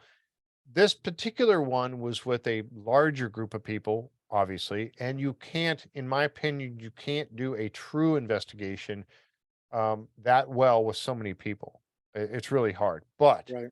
it was still a very awesome experience. And working with April Slaughter, I was actually, because I got cameras and I got microphones and all this kind of stuff. And I went to April and I said, "Hey, I've got these microphones, a lapel mic and stuff. Can I, what do you think? Can I mic you up for this?" And she's like, "Sure, why not?" So she wore the lapel mic and I recorded the entire event. That's, you and I were just talking about, and Roger, we're talking about the access you get with these people. Mhm. And I'm asking her, she used to be on Ghost Hunters, okay, April Slaughter, and she's written books called Behind the Veil or Lifting the Veil, I think it's called. I've got her book in here, but she let me put a microphone on her for this event, and I recorded the entire thing. And where else do you get that kind of stuff, right? Okay, so Right. that was the first night. And I met Eva. Eva came up and met me in the parking lot, before this all started. And she's like, "Hey, you're the Jeff Freeman, that podcaster, aren't you?" It's like, what? The first person I saw at PhenomeCon in the parking lot came up and we hit it off. Her and Eva and I hit it off. And now she goes to watches my podcast and stuff all the time. But her and I become friends. But from that point on, everything was just, and I hate to say this, it was phenomenal at PhenomeCon, right? It really Right. was. I mean, the access, like you said, the access to these people that you can go up and talk to them, in their booth or at the dinners, you can go to lunch with. I went to lunch at one of them was with Greg Lawson, paranormal detective investigator, but he talks about how to be a paranormal investigator. I've got his books and I had access to him, talking with him. I got to talk to Cheryl. She's obviously written, books with Ryan. We were at the Skinwalker Ranch booth, the insiders booth, right? Mhm. I joked with the guys there, David and Ryan, and I can't remember the other guy's name. But anyway, there I went to their booth and I was joking about how I'm going to be hanging around in their booth until they kick me out. Well, they were inviting me to come in and stand there and talk to people because I was giving them a different perspective of what it's like to be an insider to Mhm. these people that were coming up and talking to them. And right in the booth right next to him was Ryan Skinner and his wife and James Keenan.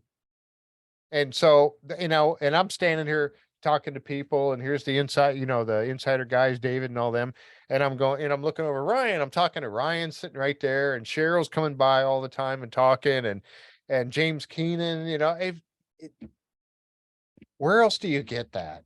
You Right. know, you just don't. And then meeting all the insiders, and it was just, it was great. I can't wait to go back this year, right after I'm it's the I weekend after Labor Day weekend. my calendar year now revolves around PhenomeCon. Truly. I mean, Yeah.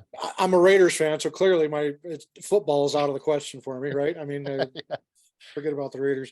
But No, PhenomeCon is, Bridget and Quinn and, who was the other, woman, Roger? Alicia? Yeah. They were just so good to us, and we are such fans of that organization that they put together. And of course, we have to mention that Tom Winterton is also one of the Yes, yes, he is. organizers Yep. of PhenomeCon. So if you're a fan of Skinwalker Ranch, if you're a fan of UAPs, UFOs, no idea who the guests are going to be this year, Yeah. but I wouldn't be surprised if we start seeing, some of the big names like maybe, who knows, a Lou Elizondo. Obviously you're going to get all the Skinwalker Ranch folks. They're going to be there because it's kind of their deal.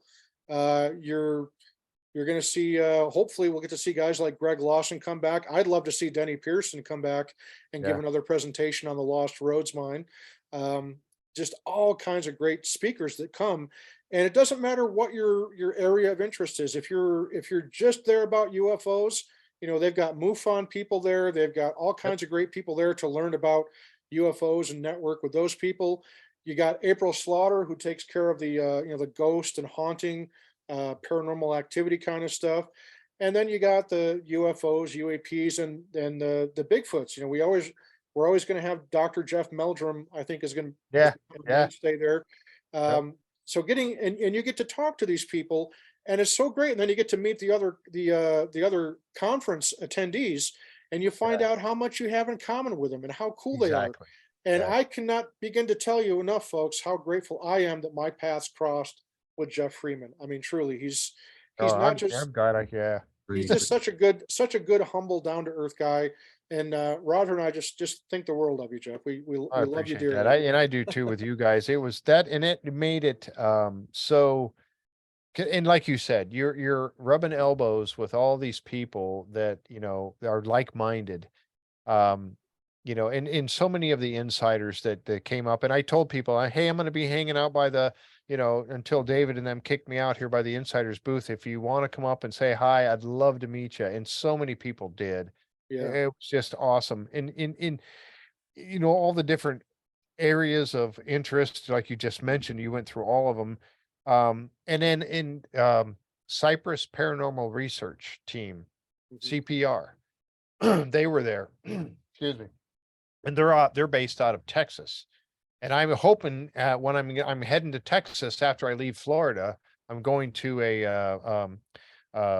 Gypsy Jules is having a metal detecting event Oh, that cool. I'm going to. That's on March 17th in Kerrville, Texas. I'm going to that. And then while I'm in Texas, I'm going to meet with a couple of other people. One of them is Christian Roper that lives there. He was on the first Beyond Oak Island. And then also Cypress Paranormal Research Team. I'm going to have them on the show here coming up real soon. And those guys were great. They were with April. They were the ones that were actually conducting the paranormal investigation at the hotel in downtown Vernal that night with April. And I got to meet them all folks, and just a phenomenal team. Dad and his two daughters, and they just do a great job. So again, you get to meet such a wide variety of people, and Miriam, you get to meet Miriam and Cheryl, and I've seen a few other names in here of people that, and that's the beauty of the whole thing is, like you said, being in the room and getting to share stuff with all these people that think the way you do about this stuff. It just, yeah, I can't wait for the next one. I really can't.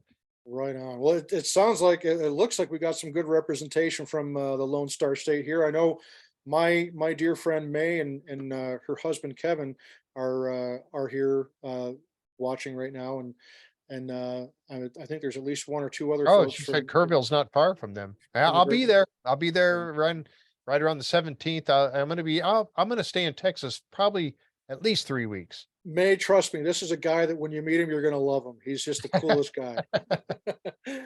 All right, Yeah, it looks folks. like Well, we got Seth Raj, and Judy there too, as well. They're in Texas, so yeah, What's that? Say that we're again, please. represented. what's that? Please say that again. I missed it.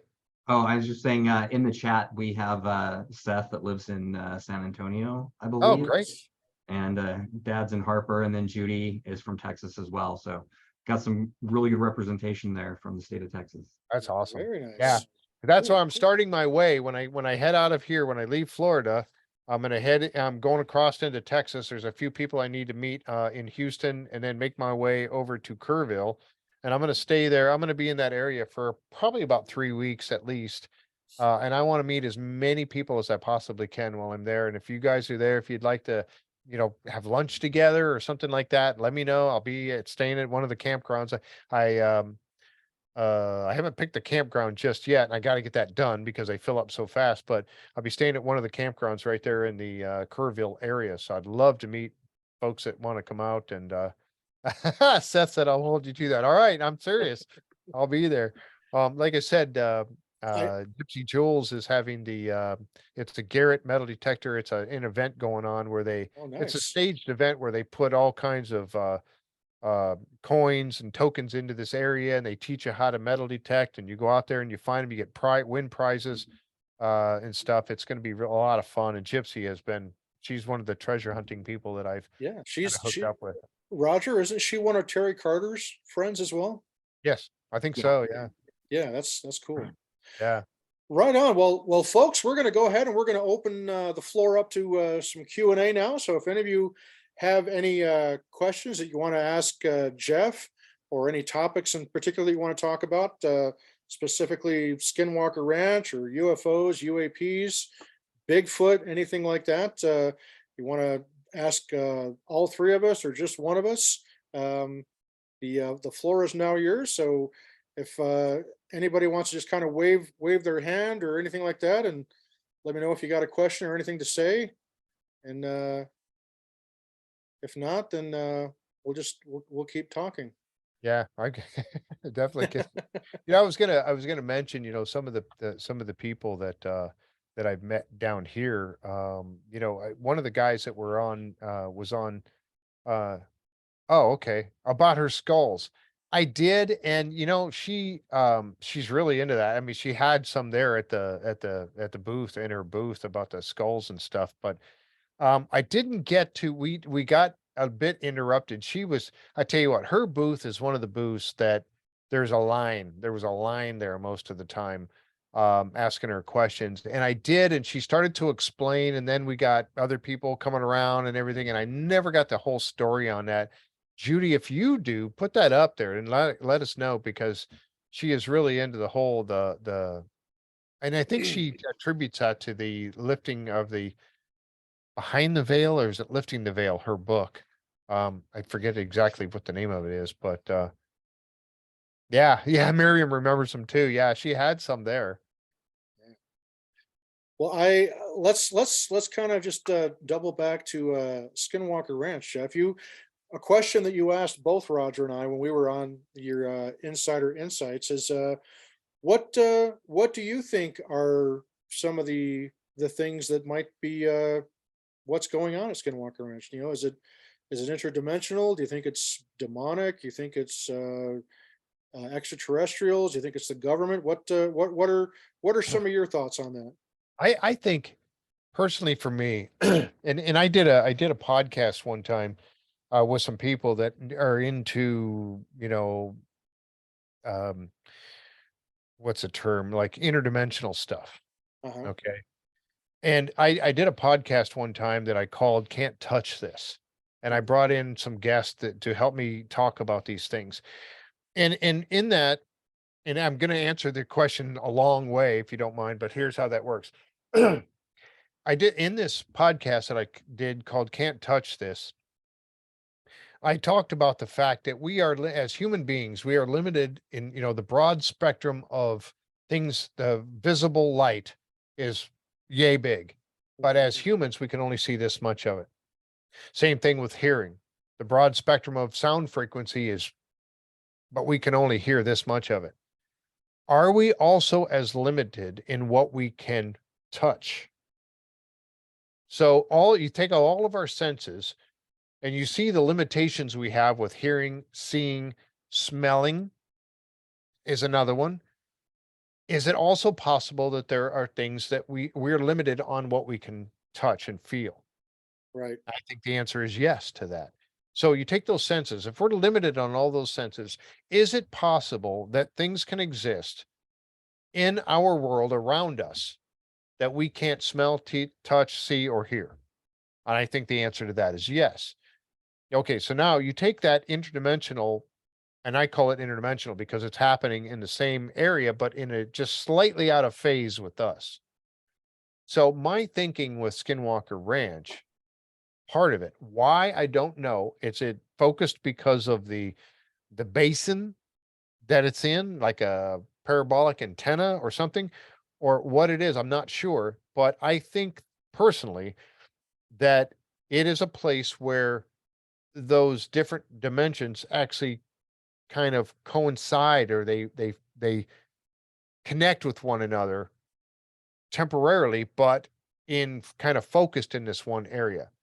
Okay, that's kind of what I kind of think, and different times based upon them kicking the hornet's nest, some of the things that they're doing is causing that phenomena to show itself. If that's the right way to say that, I don't know. To That's manifest. kind of Yes. what I think that's, and again, I don't know what's causing it. Is it what's in the ground? Is it from a meteorite that hit the ground there, or meteor hit the ground there at some point way in the past and left behind some sort of a, something in the ground that's causing this?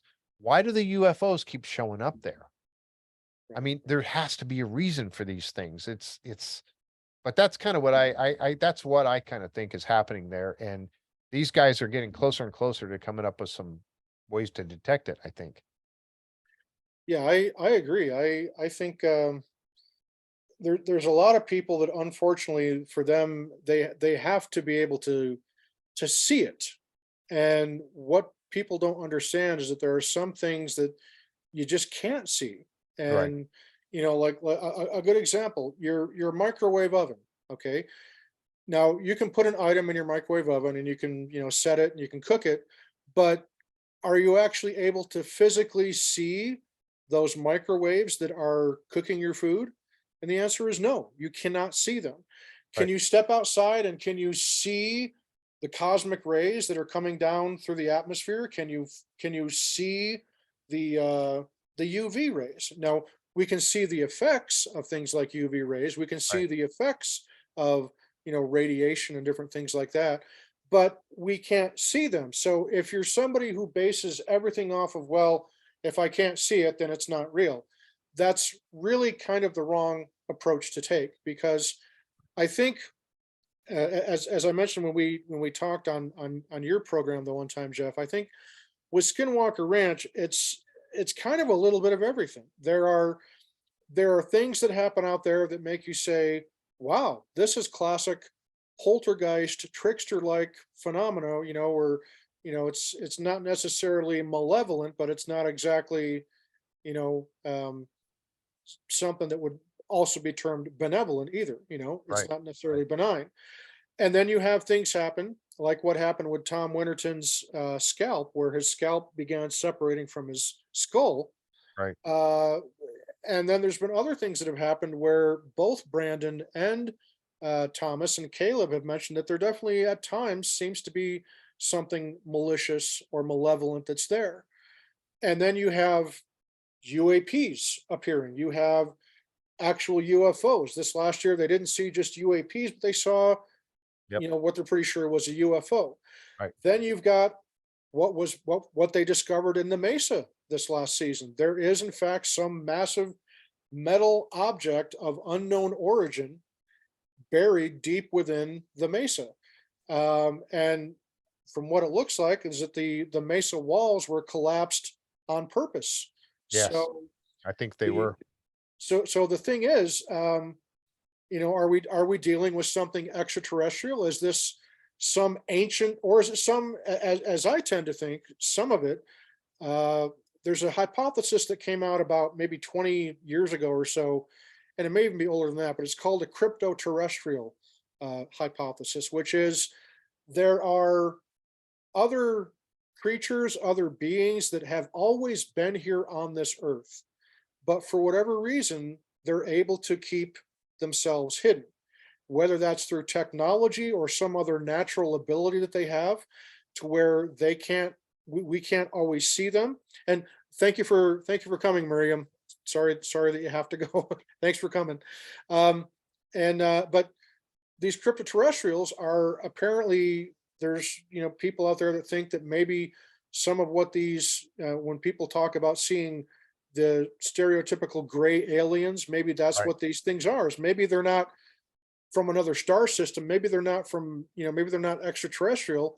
What they might be is perhaps they are just simply, these organisms, these beings that have always been here on planet Earth. And think about all the old folklore. You got all these old stories of beings like leprechauns and fairies and things like that. Who's to say that maybe there's not some basis of truth in all those old myth and legends that are out there? And I think that might be part of what you are dealing with there. It could be just, and again, that's just one facet, I think, because I don't think anybody is crazy enough to simply say it's categorically, it's this and that's all that it is. It's ETs and that's all it is, or it's all just some government secret operation that's messing with the guys out there. You know, are there things that would lend credence to that being a one possible explanation? Yes, but I don't think any of the possible explanations are one size fits all No, I don't think so. to something that's a paranormal Disneyland like Skinwalker Ranch. Yep. You know, There's other places around the world that have activity like this, but Skinwalker Ranch is certainly one, and it is the most investigated, especially now. But you talked about that crypto, what'd you call it? Crypto terrestrial.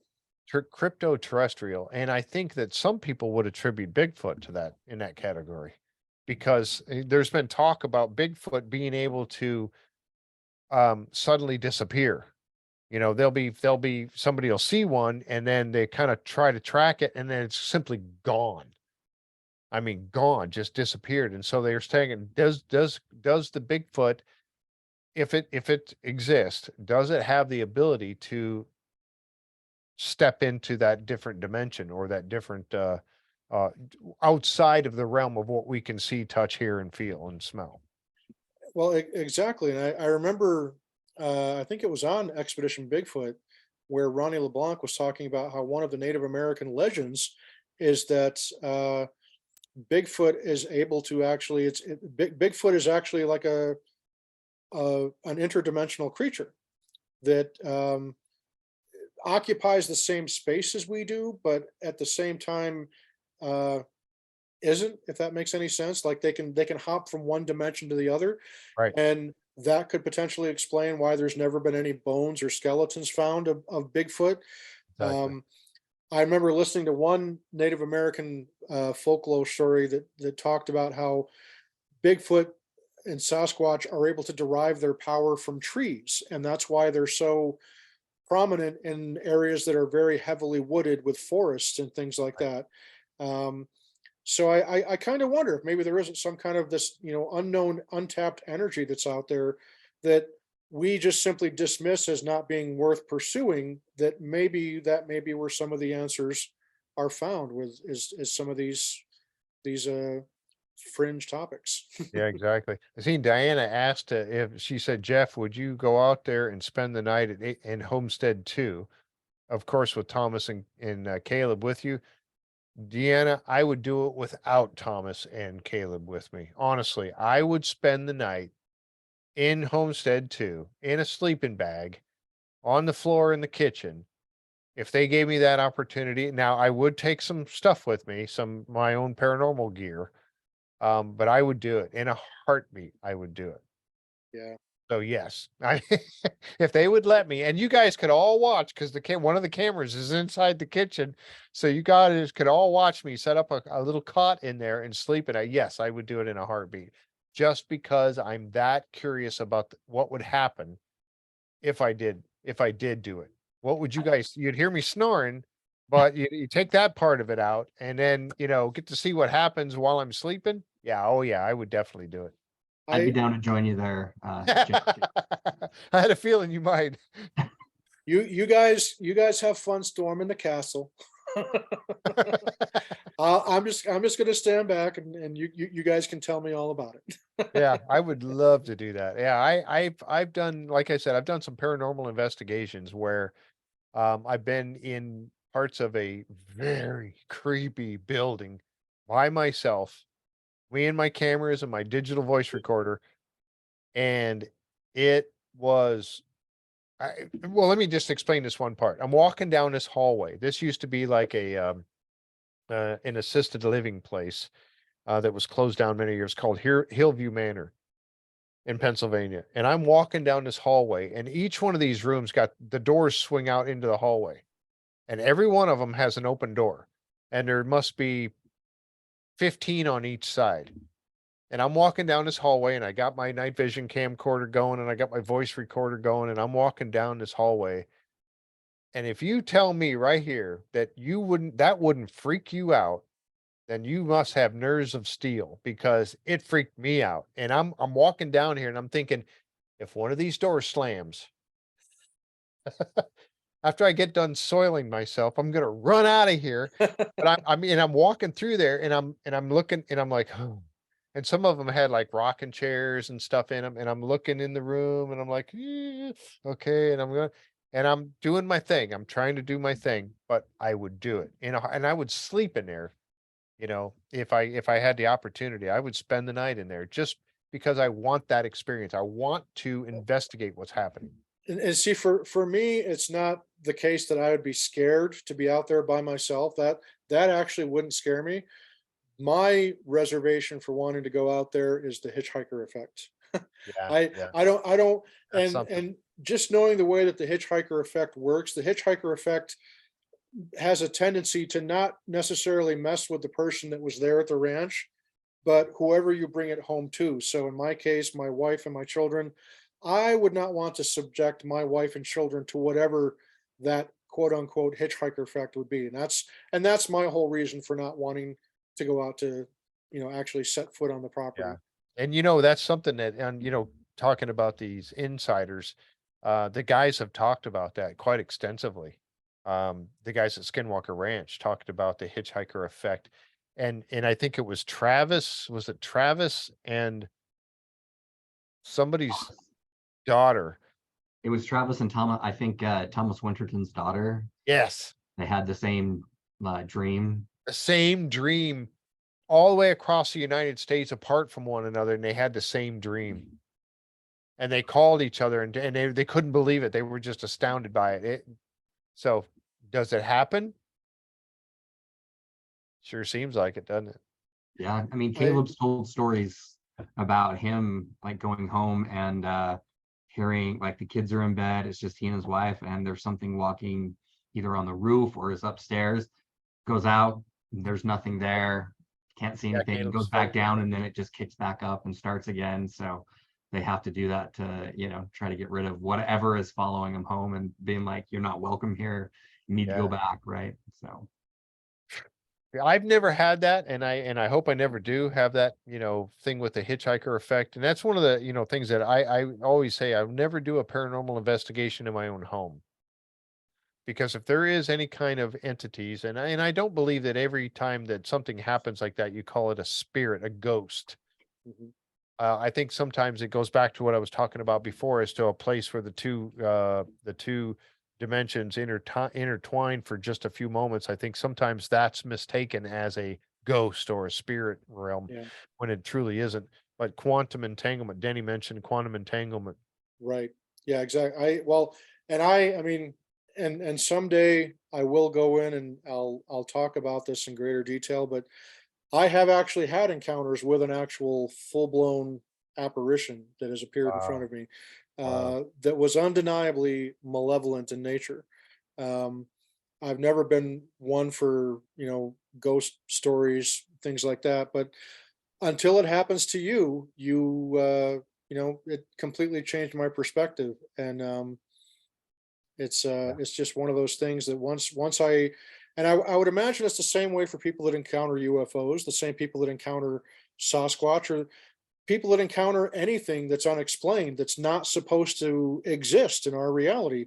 But Right. yet you see it, and you see it with your own eyes, and you know that it's real because you're wide awake, Yep. and the way that it's making you feel, and the fact that, particularly if anybody else was with you and they saw the same exact thing, I mean, that's, you know, um, it kind of adds a whole new level to it. And I think over these next couple of years, particularly as it pertains to the UAP/UFO phenomenon, I think we're going to start seeing some pretty amazing things coming forward.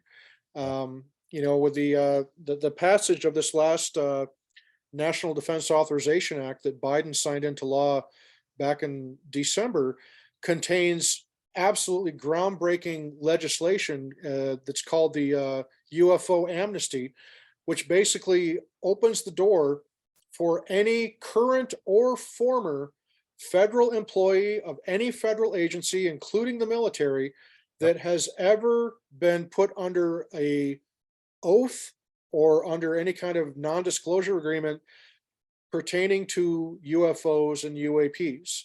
And they're taking that all the way back to 1945. So what Yep. does that tell you? The Yeah. government's already come out and they have said, yes, UFOs, UAPs, they're real. We They're don't know what they are. they're claiming they don't know what they are. And Right. I tend to believe that.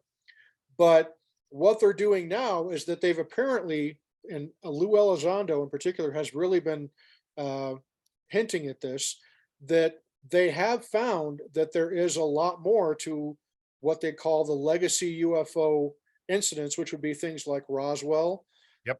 the Trinity site, that when they detonated the first atomic bomb Yep. at the Trinity site in New Mexico. Apparently, there was a UFO craft that actually crashed, and they recovered that.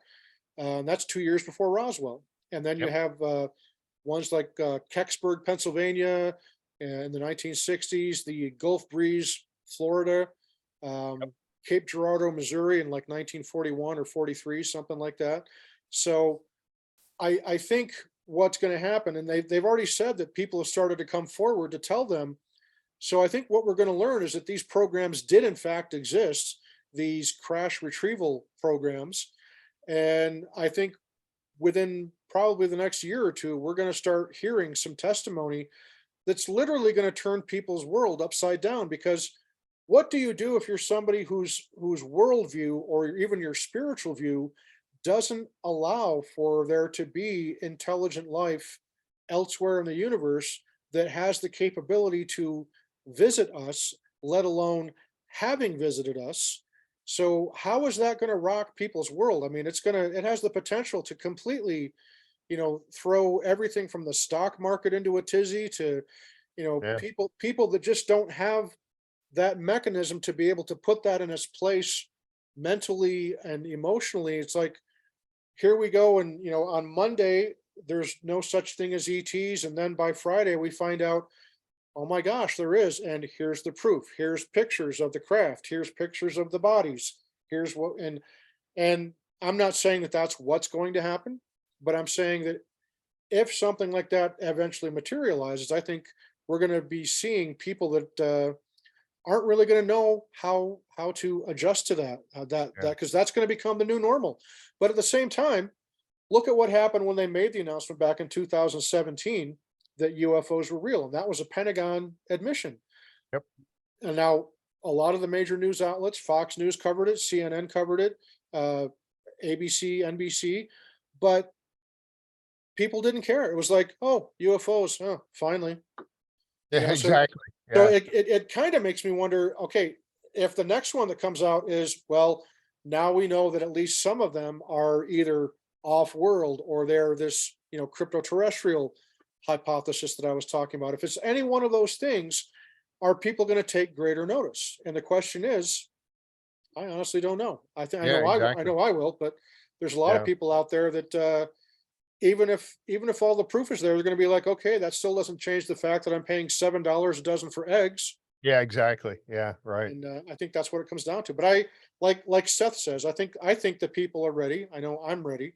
Yep. Um, and I it's think I just think we're ready to accept it now. And somebody even mentioned, because they are like, oh, it's going to rock all the Christian, their faith. It's going to rock their faith. Well, I'm a Christian, and I have no problem believing in life on other planets. It doesn't say anything in the Bible, and it does actually hint to some things in the Bible about the possibility of life on other planets Mhm. and life elsewhere. And so, is it possible that God had created life on this planet, but he also created the entire universe? Right. So, is it possible that he would, it's like Carl Sagan said, we look up in the night sky and we're seeing all these stars and galaxies and all these things out there, right? And it would, if there's no life anywhere else but this little speck of sand in this entire universe, if there's no life anywhere else, that's a huge waste of space, is it not? Yeah. And why would, if God created us, okay, why wouldn't he, if he created all of that and he only made life here, Mhm. it's not going to rock my faith at all. I still believe in Yeah. God and I still believe in Jesus. So it's not going to rock my faith at all Yeah. that And he created life elsewhere. I'm the same So, way. Now, yeah. Roger believes in Bumbles, not right. It's true. It's true. So, Any yeah. so any of our other attendees have any questions for me or Roger or Jeff? Feel free to unmute yourselves and ask away. If not, we'll go ahead and we'll wrap this up. Anybody I like going what Tom once? Burns said about Einstein said energy can be neither created nor destroyed. It can only be changed from one form to another. I love that. Yeah. Yep. Yep. Right on. Well, for those of you that are going to be listening in for the audio portion of our podcast, we have a special treat for you. We're going to be playing 3 of Jeff's favorite songs. All And right. Jeff, go ahead and tell us about because of course anybody that listens to the Soul of the Unexplained knows that music is a big portion of what we do here because music is what I do for a career. I'm an audio engineer by trade. I'm a music producer, songwriter, performer, and I've been doing that for a long time. Music is my life, and Roger's a big music fan. And Jeff, I know that you are a big music fan as well. So tell us about we got some Queensryche we're going to be listening to. Yeah. It's kind of funny because over the years of listening to rock and roll from the 70s, the 80s, and 90s, and today. I'm still one of my favorite all-time bands, and the favorite album is Queensryche Empire. I could listen to that. That used to be my when I go to the gym and work out. That was my one. I put the earbuds in, and I'm doing my thing and listening to Queensryche. Um, I just love that. And one of my favorites, and I found out with you too, was Silent Lucidity. Is one of my favorite songs. Is and so yeah, so and I've back in the day when like Van Halen first came out and all that stuff, I'm a hard rocker. I am. I admit that. And people say, "Oh, you're a Christian. How could you listen to that kind of?"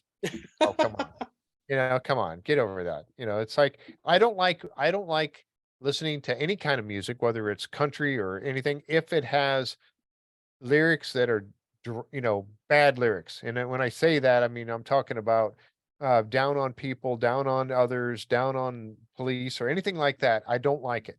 Right. If it's a good natured, whether it's country or rock and roll or easy listening or anything like that, if it's done well and it's got a good lyrics and I like it. But yeah, but rock and roll, I mean, hard rock is something I've always loved. And I mentioned earlier, I used to play in the praise band at my church. Yeah. And that's how my J Free came along. But so I do play, I played a lot of Christian songs. But I like the harder ones. I do. I like hard rock. And Queensryche has been a band that I could listen to that album over and over and over again and Right. sing along in the car, maybe not on stage. I play guitar, but I'm not really much of a singer, so I'll just use well, talking into my microphone. Jeff Tate, the lead singer of Yeah, Queensryche, Queen's right. just an amazingly gifted lead singer. I mean, just like Yeah. operatic Oh yeah. strength to his voice. And of course, Silent Lucidity is one of my absolute all-time favorite songs, Yep. Me too. regardless of the genre. When my kids were little, that's the song that I used to sing to them, rocking them to sleep, and they're whenever they'd Yep. get fussy and whatnot. So that song has a great deal of personal meaning to me as well. And of course, Empire is just a great rocking song. And then Yep. we're gonna also put in a classic Aerosmith track. We're gonna play "Dream On," right? Yeah, Because "Dream On" is just freaking awesome, right? I mean, that's one of it those is. songs that just never grows old, right? No, it doesn't. And if I could say something about dreams, and you talked about your kids, real quick. I was trying to teach my kids when they were little and they would have a nightmare or something like that. And I would try to teach them that they are in control of their dreams. You can be in control of your dreams. And I learned that a long time ago. And when you actually are able to, when you're dreaming, to flip the tables on, like, if you're, remember, one of the times I did this, I had a guy in my dream that was going to shoot me with a gun. He was going to shoot me. That's all there was to it. And I started laughing at him. Right. And he's like, and I'm dreaming. I'm just going on and I'm laughing at him. And he's like, "What the heck are you laughing at? I'm going to shoot you." And I said, "Because all I got to do is wake up and, dude, you're gone." And I knew I was dreaming, and I turned the tables on it. And when you can do that, and I was teaching that to my kids when they were little, I said, "It's your dream. You're in charge.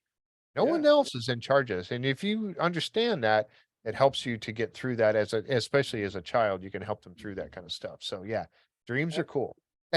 Absolutely. And I suffer from really, really bad insomnia. It's not uncommon for me to go 2, 3 days and only end up having about 2 hours of sleep over a 3-day period. It's just, I have one of those minds that just does not shut down. My body can be dead tired, not having any caffeine, not eating anything. It's Wow. just, my mind is just constantly racing about all kinds of different things. And, so I don't dream very often, but I've definitely had some very lucid dreams. And in fact, not too long ago, I actually had a full blown, what I would term as an out of body experience. I've had that too. Not too long ago, which Yep. Raj, that's a topic that I want to cover in one of our upcoming Yeah. episodes. But Roger and I, we're products of the 1980s. We grew up in the 1980s, so my favorite kind of music, obviously, I'm a big synthesizer fanatic, Yep. and Yep. so bands like Depeche Mode, Duran Duran, OMD, Erasure, Pet Shop Boys, stuff like that. That's the stuff that Roger and I really gravitate towards. But I'm also, And being Brandon Fugal. being a music professional, you have to develop an appreciation for literally all kinds of music, because when you're making money off of music, you have to, where you're producing other people, it doesn't matter what the music is, because the money is still going to be green, right? Yep. So I grew up listening to classic rock, Grateful Dead. Pink Floyd is still one of my all-time favorites. I love Pink Floyd. The Beatles, I've always been a Beatles fan. um, and country, I love old school country. I love Johnny Cash, Merle Haggard, Patsy Cline, stuff like that. I love Garth Brooks. I like George Strait. Um, some of the more modern country to me is a little bit more of like just overproduced pop sung in a southern drawl that I don't Yeah. it doesn't sound much like country to me. But I there's very little music wise that I don't like. I don't like stuff that's really like rah, rah, rah, Yeah. Yeah. really angry and aggressive metal. I don't like. Right.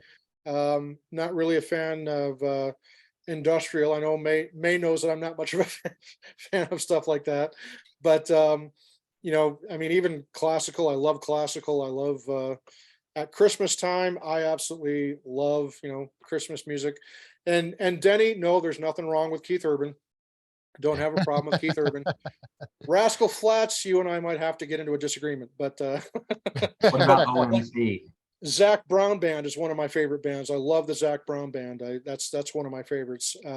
But my heart and soul will always be with the bands like Duran Duran, Depeche Mode, New Order, OMD, Erasure, because that's what I grew up with. And I have to admit, I do like some rap. I like especially old school rap like Run DMC, Mhm. Cool Modi.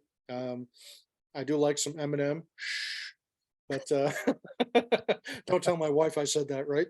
But no, but so folks that are listening here on the for the audio portion here, we're going to play Empire from Queensryche, and then we're going to listen to Silent Lucidity, and then to take us out is going to be Aerosmith's 1973, maybe 74 iconic tune, Dream On.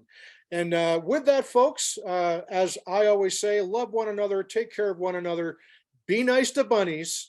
And I'm not going to tell everybody to, never let a drum machine, vocoder, or synthesizer go unwanted or unloved. Adopt one today. That's my other show that I say that on. But That's great. eat as many tacos as you can, folks, especially some carne asada, some Oh, carnitas. that truck better be there next year at PhenomeCon. That's all I got to say. If it ain't there, I might Oh leave. yeah, Absolutely. Absolutely.